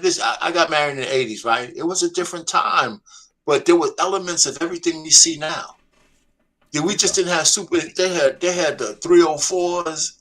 They had all kinds of stuff going on. They had paternity issues. They had divorced people. So yeah, the time was different. And the only thing I tell people is, maybe I didn't have to look through 100 women to find my wife. It just depends on how bad you want to get married. You know, and that's it. I mean, you just got to go through more women now. When I say, and when I say go through, let's pause. I'm not saying to have sex with them. I'm just saying you got to eliminate more women until you find one that can meet your program. And I don't think men are willing to do that. I think men are not willing to do that, and they have good reason not to, because the laws are crazy, and this shit that you have to go to. And here I'm gonna land here. The only perspective I have that I don't think men understand is that our obligation to our wives far exceed our expectation for their obligation back towards us. Right. That doesn't mean your wife doesn't love you or doesn't respect you, but the obligation we have for our family, they really don't understand, because it's not their obligation. Their obligations to us as a man and families, respect and all that kind of stuff. But my wife is taken care of not only while she was alive. I felt that I'm compelled to take care of her when I'm dead. That's Women right. have no expectation of doing that shit for a man. None. See, You know? it's funny you say all this, Payne, because my next question was going to be is in what way do that's my question. In what way does values and beliefs playing a role motivate a man to change? Okay, let's assume that he has to change, because it depends on what you mean by change. If you mean change by mature, circumstances mature you, unless you want to be a little boy all your life, right? The circumstances you put yourself in mature you. How does that happen? The kind of stimuli in your life.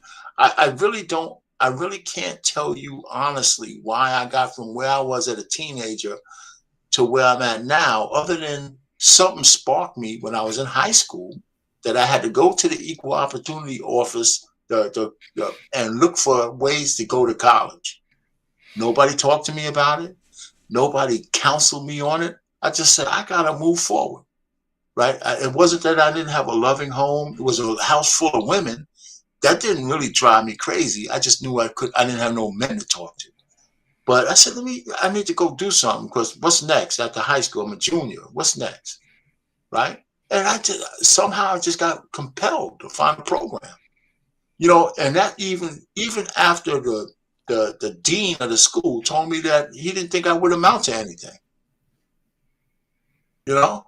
That's kind of fucked up. You know, so I don't know why. You know, I mean, you know, I know I went to chemical engineering because my older cousin did that. Right? And so that gave me some insight, but I didn't know how hard it was going to be. And he gave it all up because he signed up for Vietnam at the height of the war, drove his mother and my grandmother crazy because he was the poster child for the family. You know, so, but I said, okay, engineering or something. That he went to work for Monsanto after he got out. But I don't know, man. I don't know. So change is different. Change is different to different people. Maturity is change, but that's natural change.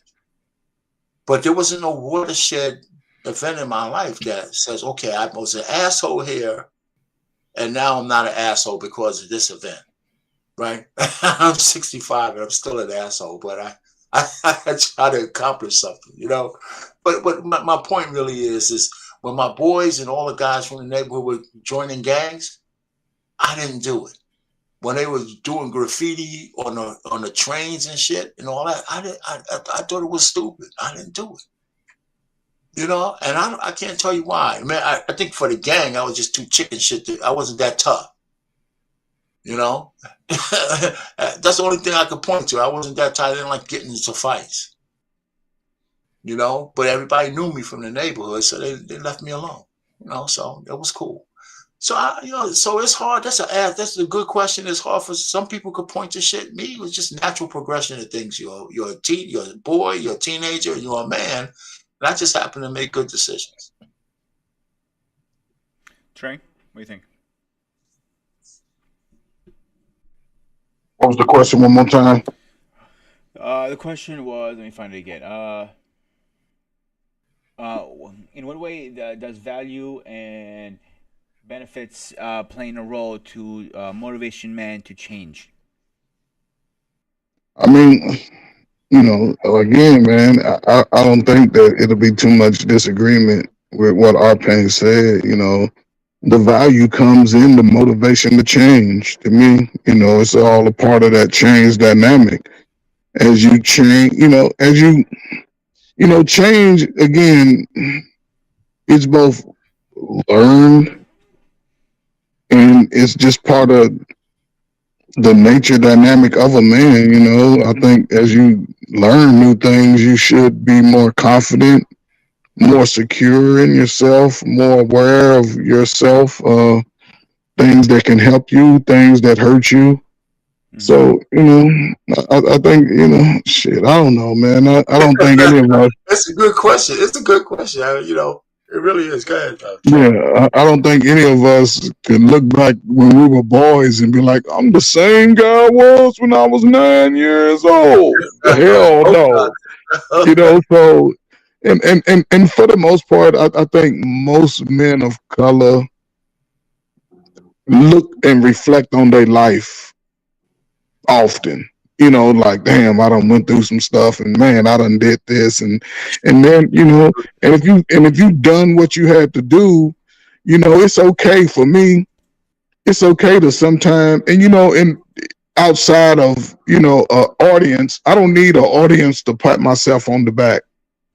I don't need to say, oh man, I did that. No, now we want to compete in that arena, then okay, I'm ready to compete in it. But just to say, oh, I'm this and that, no, I'm just an average working guy who thought I wanted a little bit more for myself than what I saw, and it wasn't nobody's fault whether I did or did not. All the decisions I made about me were on me. It wasn't on my mom and my daddy, because I ate good, I dressed well, I got to do stuff. You know what I'm saying? We had 2 cars growing up, so I couldn't say it was mom and daddy. It was about me being a man and wanting better for myself, wanting better for what was around me. And I just felt like, hey, it's some things that I can do. It's some things that I can control. Shit, and that was just part of it. I wasn't fighting it. I'm never too old to learn. I like learning new things, hearing new phrases, things that I can apply to my tool belt. Because at some point, I'm able to pass that energy down to somebody else who could actually use it and work with it and take them far, just based off what I heard Brother Lost in Translation say, Brother Arpain, Brother Ben, just anybody that come to this space that I'm at. Arpain, we talk about all the time, roaming the YouTube streets. I only roam to a few little panels because, one, I'm not going to try to fight information to transfer information. I'm just going to give my information, and if you can use it, great. If it can help you get past something that you were confused about, great. If not, it doesn't hurt or bother me in any way, because I can avoid those emotional pitfalls. I've never been that type of person. I'll leave you alone and stop talking to you before I get into a continuous argumentative state with somebody. I've always been like that. Like, no, I got sisters. I ain't arguing with no damn body. My daddy yell at me. I ain't yelling at nobody else yell at me. So I'll just dismiss it altogether. And I understand my humbleness enough that when somebody's teaching me something, shut the fuck up and learn. That's how I learned how to throw the football 60 yards, because I used to watch the older guys, watch the coach. Even before I was able to play on that level, I watched players do it. I learned from watching, and then I wanted to do it. If you was my age, goddamn it, we gonna compete for it. You just ain't gonna be the fastest racer. We gonna have to race. You do all the push-ups, damn it, do some too. And if you beat me, we still friends. We can still roll. I'm not paying for all the drinks. You paying for some too. So it's just part of the It's very funny you say that, because in the gym, the older guys who are always, the big guys, but they're older, they're wiser. I always used to go pick their brains and go work out with them. And then everybody used to say, why you always work out with the old guys? They're not lifting as much. Like, it's not about how much you can lift. It's how much, technique is. And these guys lift less, but they're more jacked, they're more ripped, and they're bigger than you. Why wouldn't I not pick the brains? So that's my personal opinion. Oh, you're up, my man. Here's my thing. I have always been a curious person. You know what I'm saying? And as far as the change is concerned, as far as your ethics and stuff like that, I'm from the old school, man. You know, when I was 5 years old, man, as early as I can remember, my dad trained me to be a husband. He said, above all else that you do, whether you're an engineer, whether you're a doctor, whatever it is, you're always going to be a husband first. So we need to start that first. And then after that, you'll be a father. Here's what you're going to have to learn along the way. You see what I'm saying? And I had a lot of help. You know, my grandmother we used to, you know, my dad and my mom used to work all the time. So, of course, I spent a lot of time at grandmama's house. And, of course, grandmama would always have company to come over. And she was always ministering to other people. And, you know, I'm ear hustling. You see what I'm saying? And one of the things she would always used to say, she used to say, train up a child the way that she goes. When he is older, he will not depart. And that stuck with me. You see what I'm saying? So it was one of those things where you had to learn a little bit along the way. You don't change who you are. You know, you just stick to who you are. You stick to your training. You know what I'm saying? It's obedience is better than sacrifice. Y'all hear me say that all the time. You know what I mean? I'll give you an example. When I was as young as I can remember, man, my dad taught me how to do a little smaller stuff as a man. You know, we had to learn how to shine our own shoes. You know what I'm saying? Used to get the little brush out, and used to get the little polish out, and you get your rag. You had our own little shoe shine kit. You know what I'm saying? That type of thing. He was developing us a skill and also a sense of pride and accomplishment. You see what I'm saying? And then on top of that, when he used to go out and buy us suits or whatever, he used to tell us, when you buy your suit, this is what you look for. When you have your coat, make sure your coat lands at the break of your wrist. You see what I'm saying? I said, why? He said, when you wear your watch, you know, it's a little sparkle and people can see that. You see what I'm saying? Those type of things. So people will know that you're about your time and about your business. So it's those little things. And then when you get your pants hemmed and tailored, always make sure that you have just a little bit of break above your shoe. So when you get your suit made, make sure that you bring the shoes that you're going to wear, and you make sure that they measure them in such a way that it makes you look presentable. Those are the little small elements that go into the making of who you are. You see what I'm saying? Not only that was to make sure that people knew I meant business by how I dressed. You see what I'm saying? I don't put no suit on for YouTube because I'm not going to do that. But my thing is this: if you catch me out in these streets, I'll probably have it on a suit. Now, there's a few things along the way that, you know, my dad didn't teach me. The first thing he taught me to do is how to tie a tie. But what he didn't teach me is how to tie a bow tie, because we never had any bow ties. The only bow ties we had was the clip-ons. You say it wasn't until after I turned 20, man, I started buying bow ties. But the thing about it is I got a 22-inch neck. And guess what? Bow ties don't come in 22-inch necks. So I had to leverage how to sew, which is information from my mama. You see what I'm saying? My mama sewed. So I had to learn from her how to sew. And she told me, she's like, son, let me tell you something. She said, I'm going to teach you how to cook so you'll never have to go out here and starve and have to put up with some mess from some woman because she don't want to feed you because you're hungry, because you're in an argument. That's the greatest thing I've ever learned from my mom, because I don't need a woman to cook for me. You know what I'm saying? My dad was a hell of a chef. My mom was a hell of a chef. So when a woman comes to me and offer me, well, I can cook for myself. You see what I'm saying? She said, I can clean for myself. You know, I can demand what I need. You know what I mean? And I force people to say, hey, look, I need a woman who can inspire me. Are you intelligent? Are you kind? Those are the things that I look forward to in relationships. I want to know if the people that you're around taught you the same thing that was taught to me.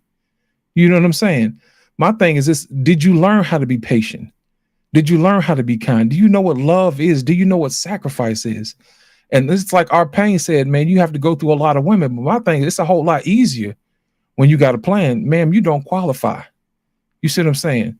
Everybody, one thing I learned a long time ago, my granddad told me a long time ago, he said, everybody doesn't get an audience with the king. You see what I'm saying? You got to know who you are. But the thing about it is you have to make sure that you walk it like you talk it. You know, you got to put in the work. So that way, when you say what you need, they can hear it in your voice and they know that you mean it. You see what I'm saying? There's a lot of women I've turned down. Yes, I have, because they didn't qualify. And that's the reason why I don't have any kids out of wedlock. I ain't never been married. You know what I'm saying? I can demand my market value. You see what I'm saying? Because I know who I am. Because I know what I bring to the table. I bring wisdom, knowledge, understanding, work ethic, toughness, you know what I'm saying? Discipline, all of that type of stuff. Those are the things that build families. You see what I'm saying? That is the whole purpose. So if my dad taught me from a beginning and put it and instilled in me, he said, your first job is to be a husband. I'm not deviating from the plan, no matter what I'm doing. I don't care what I'm doing. Like, I don't care if I'm doing YouTube. I don't care if I'm working wherever it is I'm working. My role, number one, is still husband, no matter what I'm doing. And I think a lot of times in these problems, in these YouTube streets and on these regular streets, people forget what their major role is. Your major role is husband. Your major role is wife. What you do off of that is the adjective. You see what I'm saying? That's the add-on. And I think a lot of times people forget that. But if you keep that as the main focus of what you're doing, you won't get lost. It's like what your boss said earlier. He was stressing out because he didn't have a plan. Well, my dad gave me my plan a long time ago. And the best thing I did was I understood the plan gradually over time and the purpose for it. You see what I'm saying? Mm-hmm. And the reason why you see a lot of women stressing is because they don't have a plan to be a wife. So what they do is they lean to other things that may entice men, like sex and food and all this other weak stuff. You see what I'm saying? Instead of them being better. If you ever look at women when they get on these YouTube streets, they start crying and complaining, but you're so beautiful. And the first thing I'm saying, y'all stop coddling her. Y'all teaching her to lean on her beauty. You know what I'm saying? Teach her to use wisdom and knowledge. Anybody can be beautiful. If you ever look, they always got these makeup tutorials. You know, they're always selling weave and hair and eyelashes and all stuff. You're giving the illusion of grace. But when you open your mouth, it tells on you. You see what I'm saying? Whatever's in the well comes up in the bucket. You know, I can instantly tell everything I need to know about you with a 5-minute conversation. And after that, you've already been eliminated. Your mouth has eliminated you. So I've learned not to lean on beauty. I want to listen to what you're saying because I have to build on what's inside your well. I can't build on what's on the exterior because buildings crumble on the outside, but it's the foundation that makes things last. You see what I'm saying? So that's all I'm looking for. I'm looking for somebody who's got some good foundation, a good family, somebody who learns and who doesn't have a problem with learning, somebody who's humble, somebody who knows what it feels like to be humiliated. You see what I'm saying? Somebody who knows how to overcome that humiliation, overcome disappointment, knows how to stay in their lane. Don't look to their neighbor and say, my neighbor's doing better than me. No, focus on what you're doing. Work the plan that's before you. And I'll show you, you'll get to where you're going to. So my thing is this, a man doesn't change who he is because of his circumstances. He changes his circumstances because of who he is.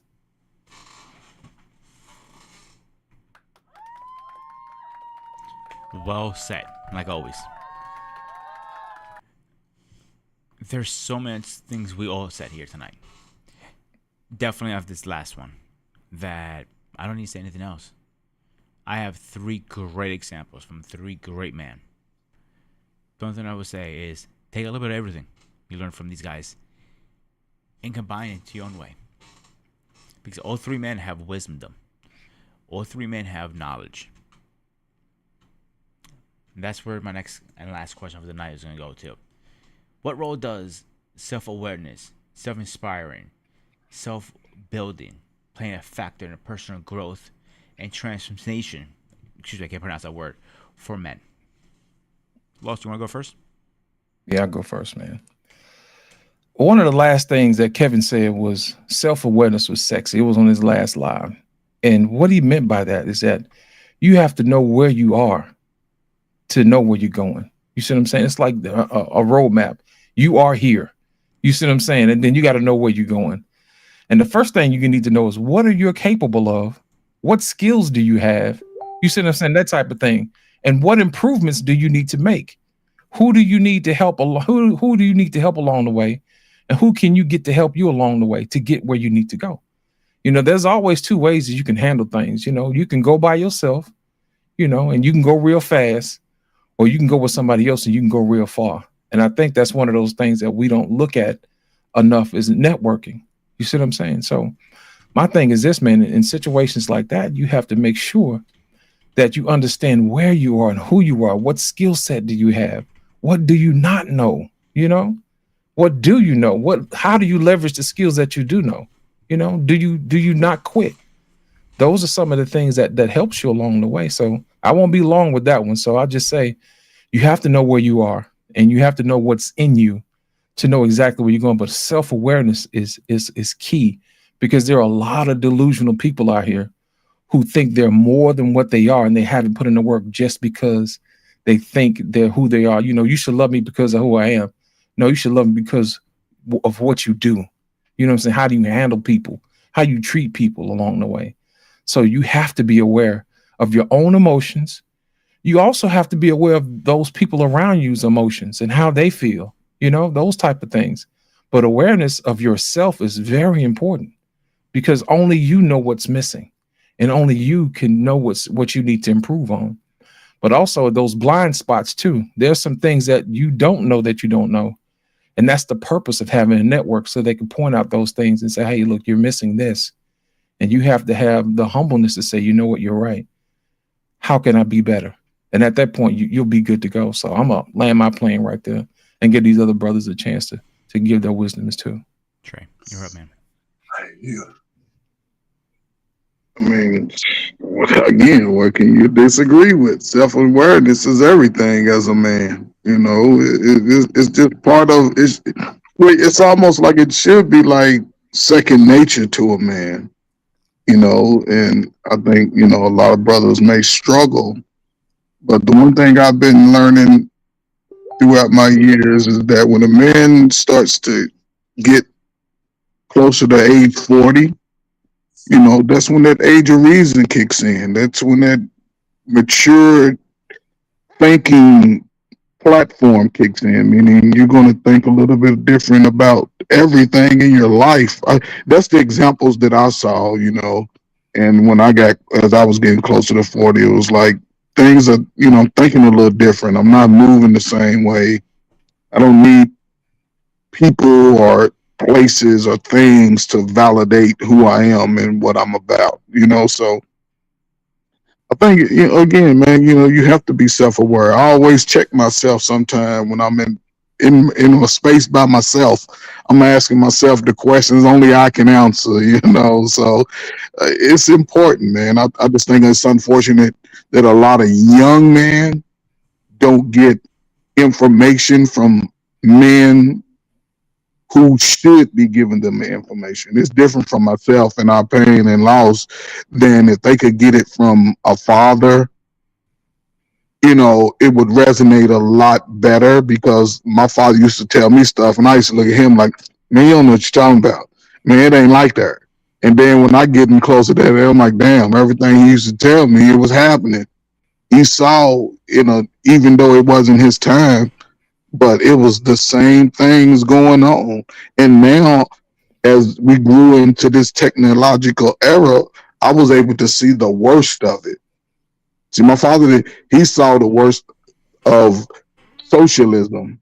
I see the worst of realism, because, you didn't have to worry about a light-skinned guy or dark-skinned guy, somebody on the other block.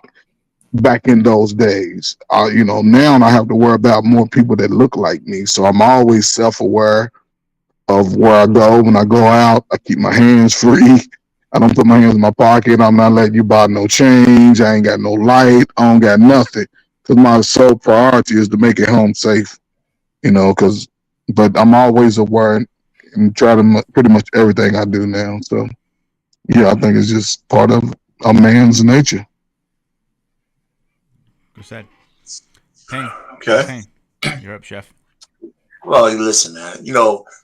This conversation brings me back to one of my favorite lines in a movie, that a man's got to know what his limitations are, right? Not because you don't move forward, but it gives you a boundary from which to have reference when you actually do move past them, right? So that's where you need to grow if you're not grown. One of the things that I figured out in my life is that you have to always stretch and grow, but it's good to have a plan and a baseline from where you came, so you know how much you're deviating from whatever that baseline is.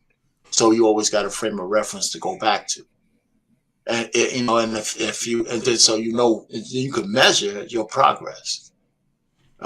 in one way or the other. So I kind of look at my life like that. One of the things I did when I was in my career was I always moved whether I knew the answer or not. Right. So a lot of people get paralyzed because they don't have the whole answer. And when I taught my daughters and everybody says, listen, if you got something in your head that you want to do, what you need to do is pick a direction and move. Because if it's the wrong direction, you'll find out quickly and then you have to make a mid-course correction. But don't stand still thinking you're going to get the whole answer.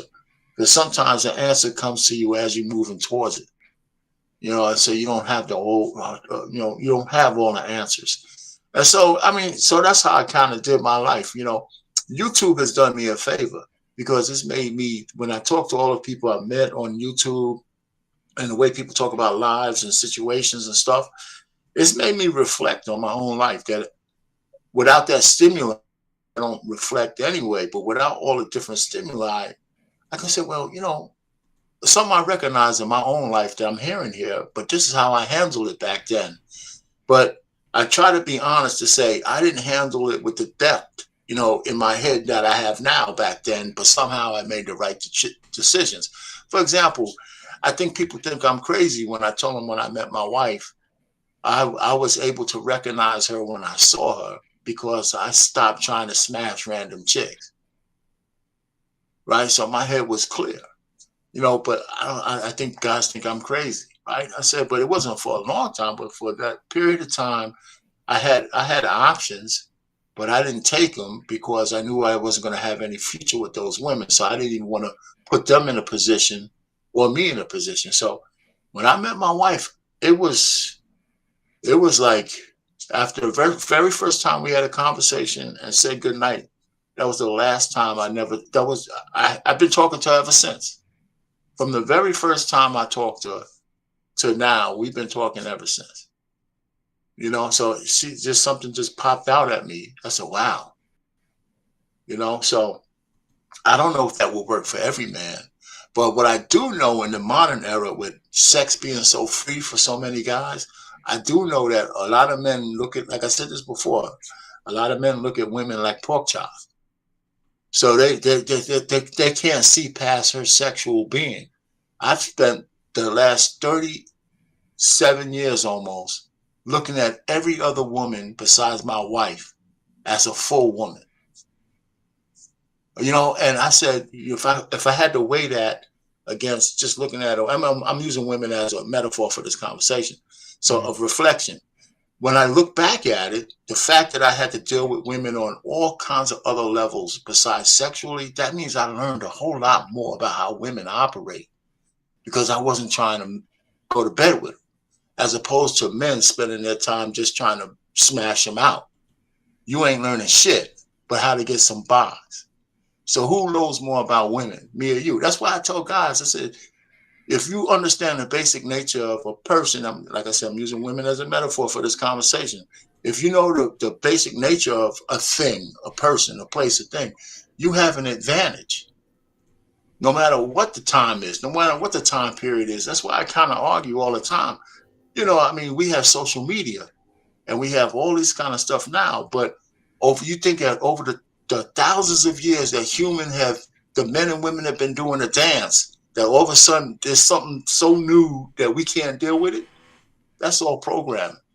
The men who can understand that the dance with men and women is going to have been going on for centuries. The only thing that's different is what kind of dance you're doing. Learn that it's a new dance, and then you'll be all right. So just take that for almost anything else. You know, anything else in life. All the old shit today is, you know, there's nothing new under the sun. You know, the earth itself, you know, back then, there's no new elements being made, but we're advancing like crazy over the last 200 years. How do we do that? How do we make new shit from the elements that's been here for thousands of years?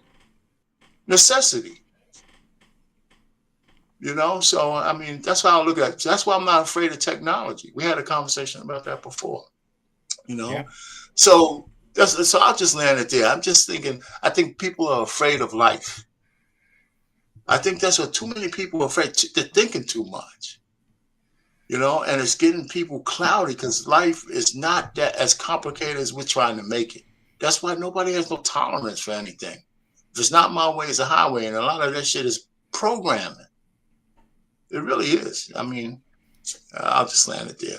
I don't know. I was all over the place with that, but No, you're good. You're good. You're good. No, but you know, you're good. Seriously, I love when you guys, anybody, you guys go on those rants because it means something behind it. You're passionate about it. So I actually enjoy that from you guys. I know I call it ramps, but they're education ramps. Overall, all three of you guys had not different, same opinion, but a different view of it. And that's what I like about you guys. Like, I can bring a topic and go say X, Y, Z. Let's say whatever, AI, for example, like we spoke a couple weeks ago. You guys give me your opinions. And that's what I love about you guys. And I will always respect you guys. No matter if we're arguing, screaming, and go up and like fucking monkeys after a tree. But at the end of the day, we'll come back in the middle and say, yo, what's up? We're all cool at the end of the day because we might disagree. We can disagree to agree. But we respect each other at the end of the day. And that's one thing I would say. That's why when people I invite, I make sure they're respectful. That's the first thing I always ask. Just be respectful. Your co-hosts, your friends and everything like that. Because you're screaming and yelling, you're not going to, if you're trying to teach something, let's say Payne's trying to teach us something, but he's screaming and yelling at us, he's not going to he's like, fuck you. I don't want to listen to this fucking kickapoo. You know what I'm saying? But it is a top of the hour. Let's find our thoughts. AIDS before beauty, of course. Yeah. Final thoughts. Hey, listen, it's been a good panel. I ranted enough. Don't get me started again, man. So it's been good. I mean, I like conversations like this. I just kind of tell people, depending on your household, if you have folks in your household, a good place to have conversations is when you're breaking bread. And one of the things that Law said about guys, and I think we use this metaphor wrongly too often, that I want a woman to cook and clean for me. I never needed a woman to cook and clean for me either. That's not what I wanted from my wife. Right? I mean, I didn't need that. If I got it, fine. But I was always going to be cooking. I mean, I cook, and I'm always going to clean up my dirt. I don't need a woman to do that for me. Right? So I think we need to kind of change the metaphor. Really just want your woman to respect you. If you can find your woman that could respect you, your life wouldn't be that complicated. The only other thing I tell people is that, if you're looking for relationships, you got to be reasonably assured that your woman looks at you as her best choice. Knowing that there's always other stimuli, but you got to be kind of confident that she wants to stop the buck at you.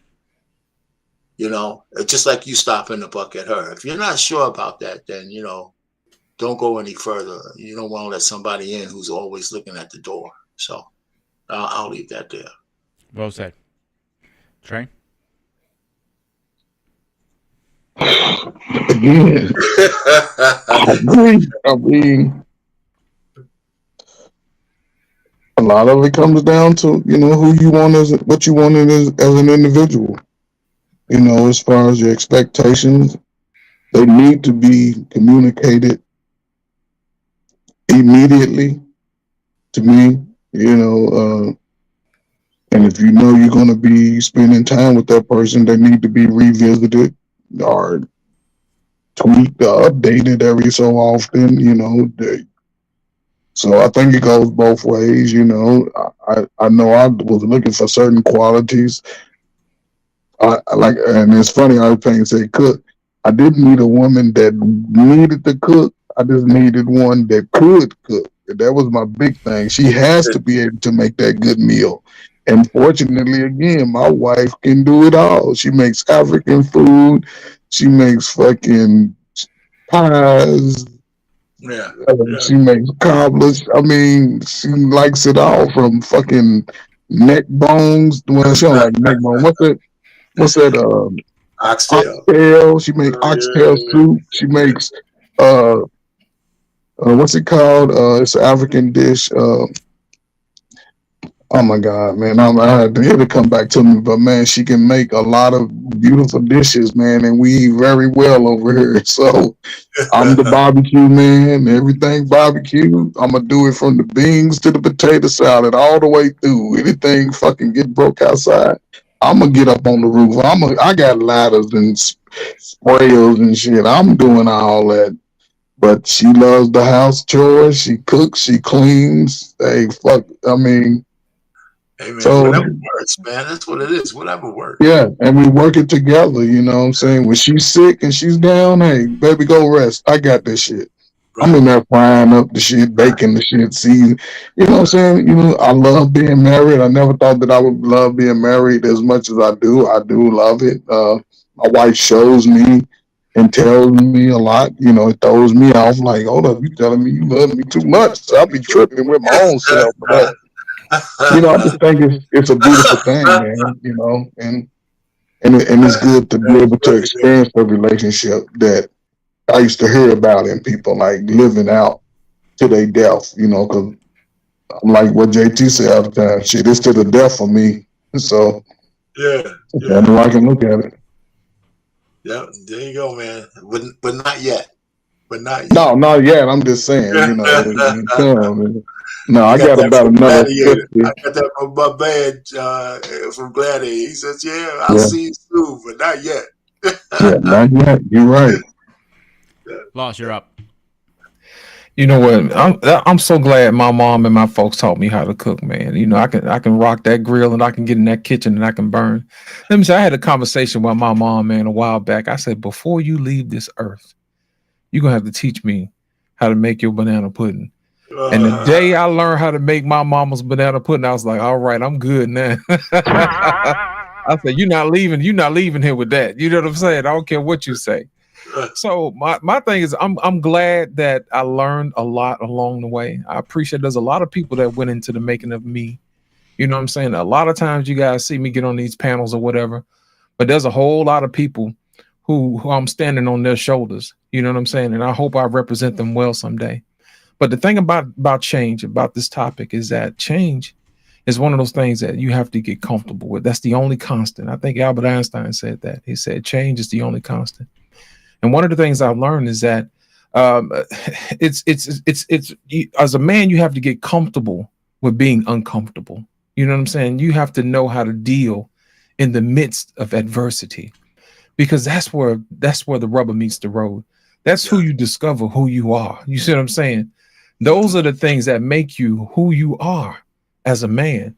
And my thing is if you can overcome adversity, you know, in the midst of when everybody else is losing their wits all about them. You see what I'm saying? Those type of things. I think it's a poem. I don't know the whole Yeah. thing, but I know it's there. You know, Yeah. when everybody else lose their wits about it and you can keep yours all around, you know, you gonna be all right. But my whole thing is this, man, never be afraid to continue to learn. Never be afraid to continue to grow. Never be afraid to help somebody, and never be afraid to let somebody else help you. Grooming, I want to thank you guys for allowing me to come up. As always, it's a pleasure, brother. Our Payne, Trey Ferg, as always, man, it's a pleasure being with you guys. Every time I'm around, I learn something from you. And what you said earlier, our Payne, it resonated in me because my dad taught me the same thing. He said, just get started, man. He said, if you're going to fall, always fall forward. And I've always learned that mistakes is going to happen. Right. You know, there's no perfect in life. You know, it's the only way you're going to lose is if you stop trying. You know, Exactly. and you always have to get up. If you're on your back, at least you can see how to get up. So my thing is, I appreciate you guys being around. Our Pain is always a pleasure. Poem Trey is if, Ferg. by the way. The poem title is If. F by Rudy Kipling. Yeah. If. That's Yeah. it. I used to memorize that, but it's been so long, man. It's been so long. But I appreciate you guys, man. As always, it's a pleasure, man. Thank you, Groomer, for having us, All right. man. Yep. Anytime. It's a pleasure having you guys. It's an honor, actually, to have you guys. So my closing thought really fast is evolve. Change is a good thing. As long as you're willing to take the change. Learn from the elders. Learn from the youngest. Learn from everybody. Bring yourselves with positive people like Loss, like our Pain, like Trey, my buddy CQ, my buddy King. These guys uplift me. This is why, if there wasn't for these guys, I would never start my stream. Straight up. If I have these guys on, I have no stream. Simple. So, Involve yourself with positive people, and you become greatness. Really fast schedule update.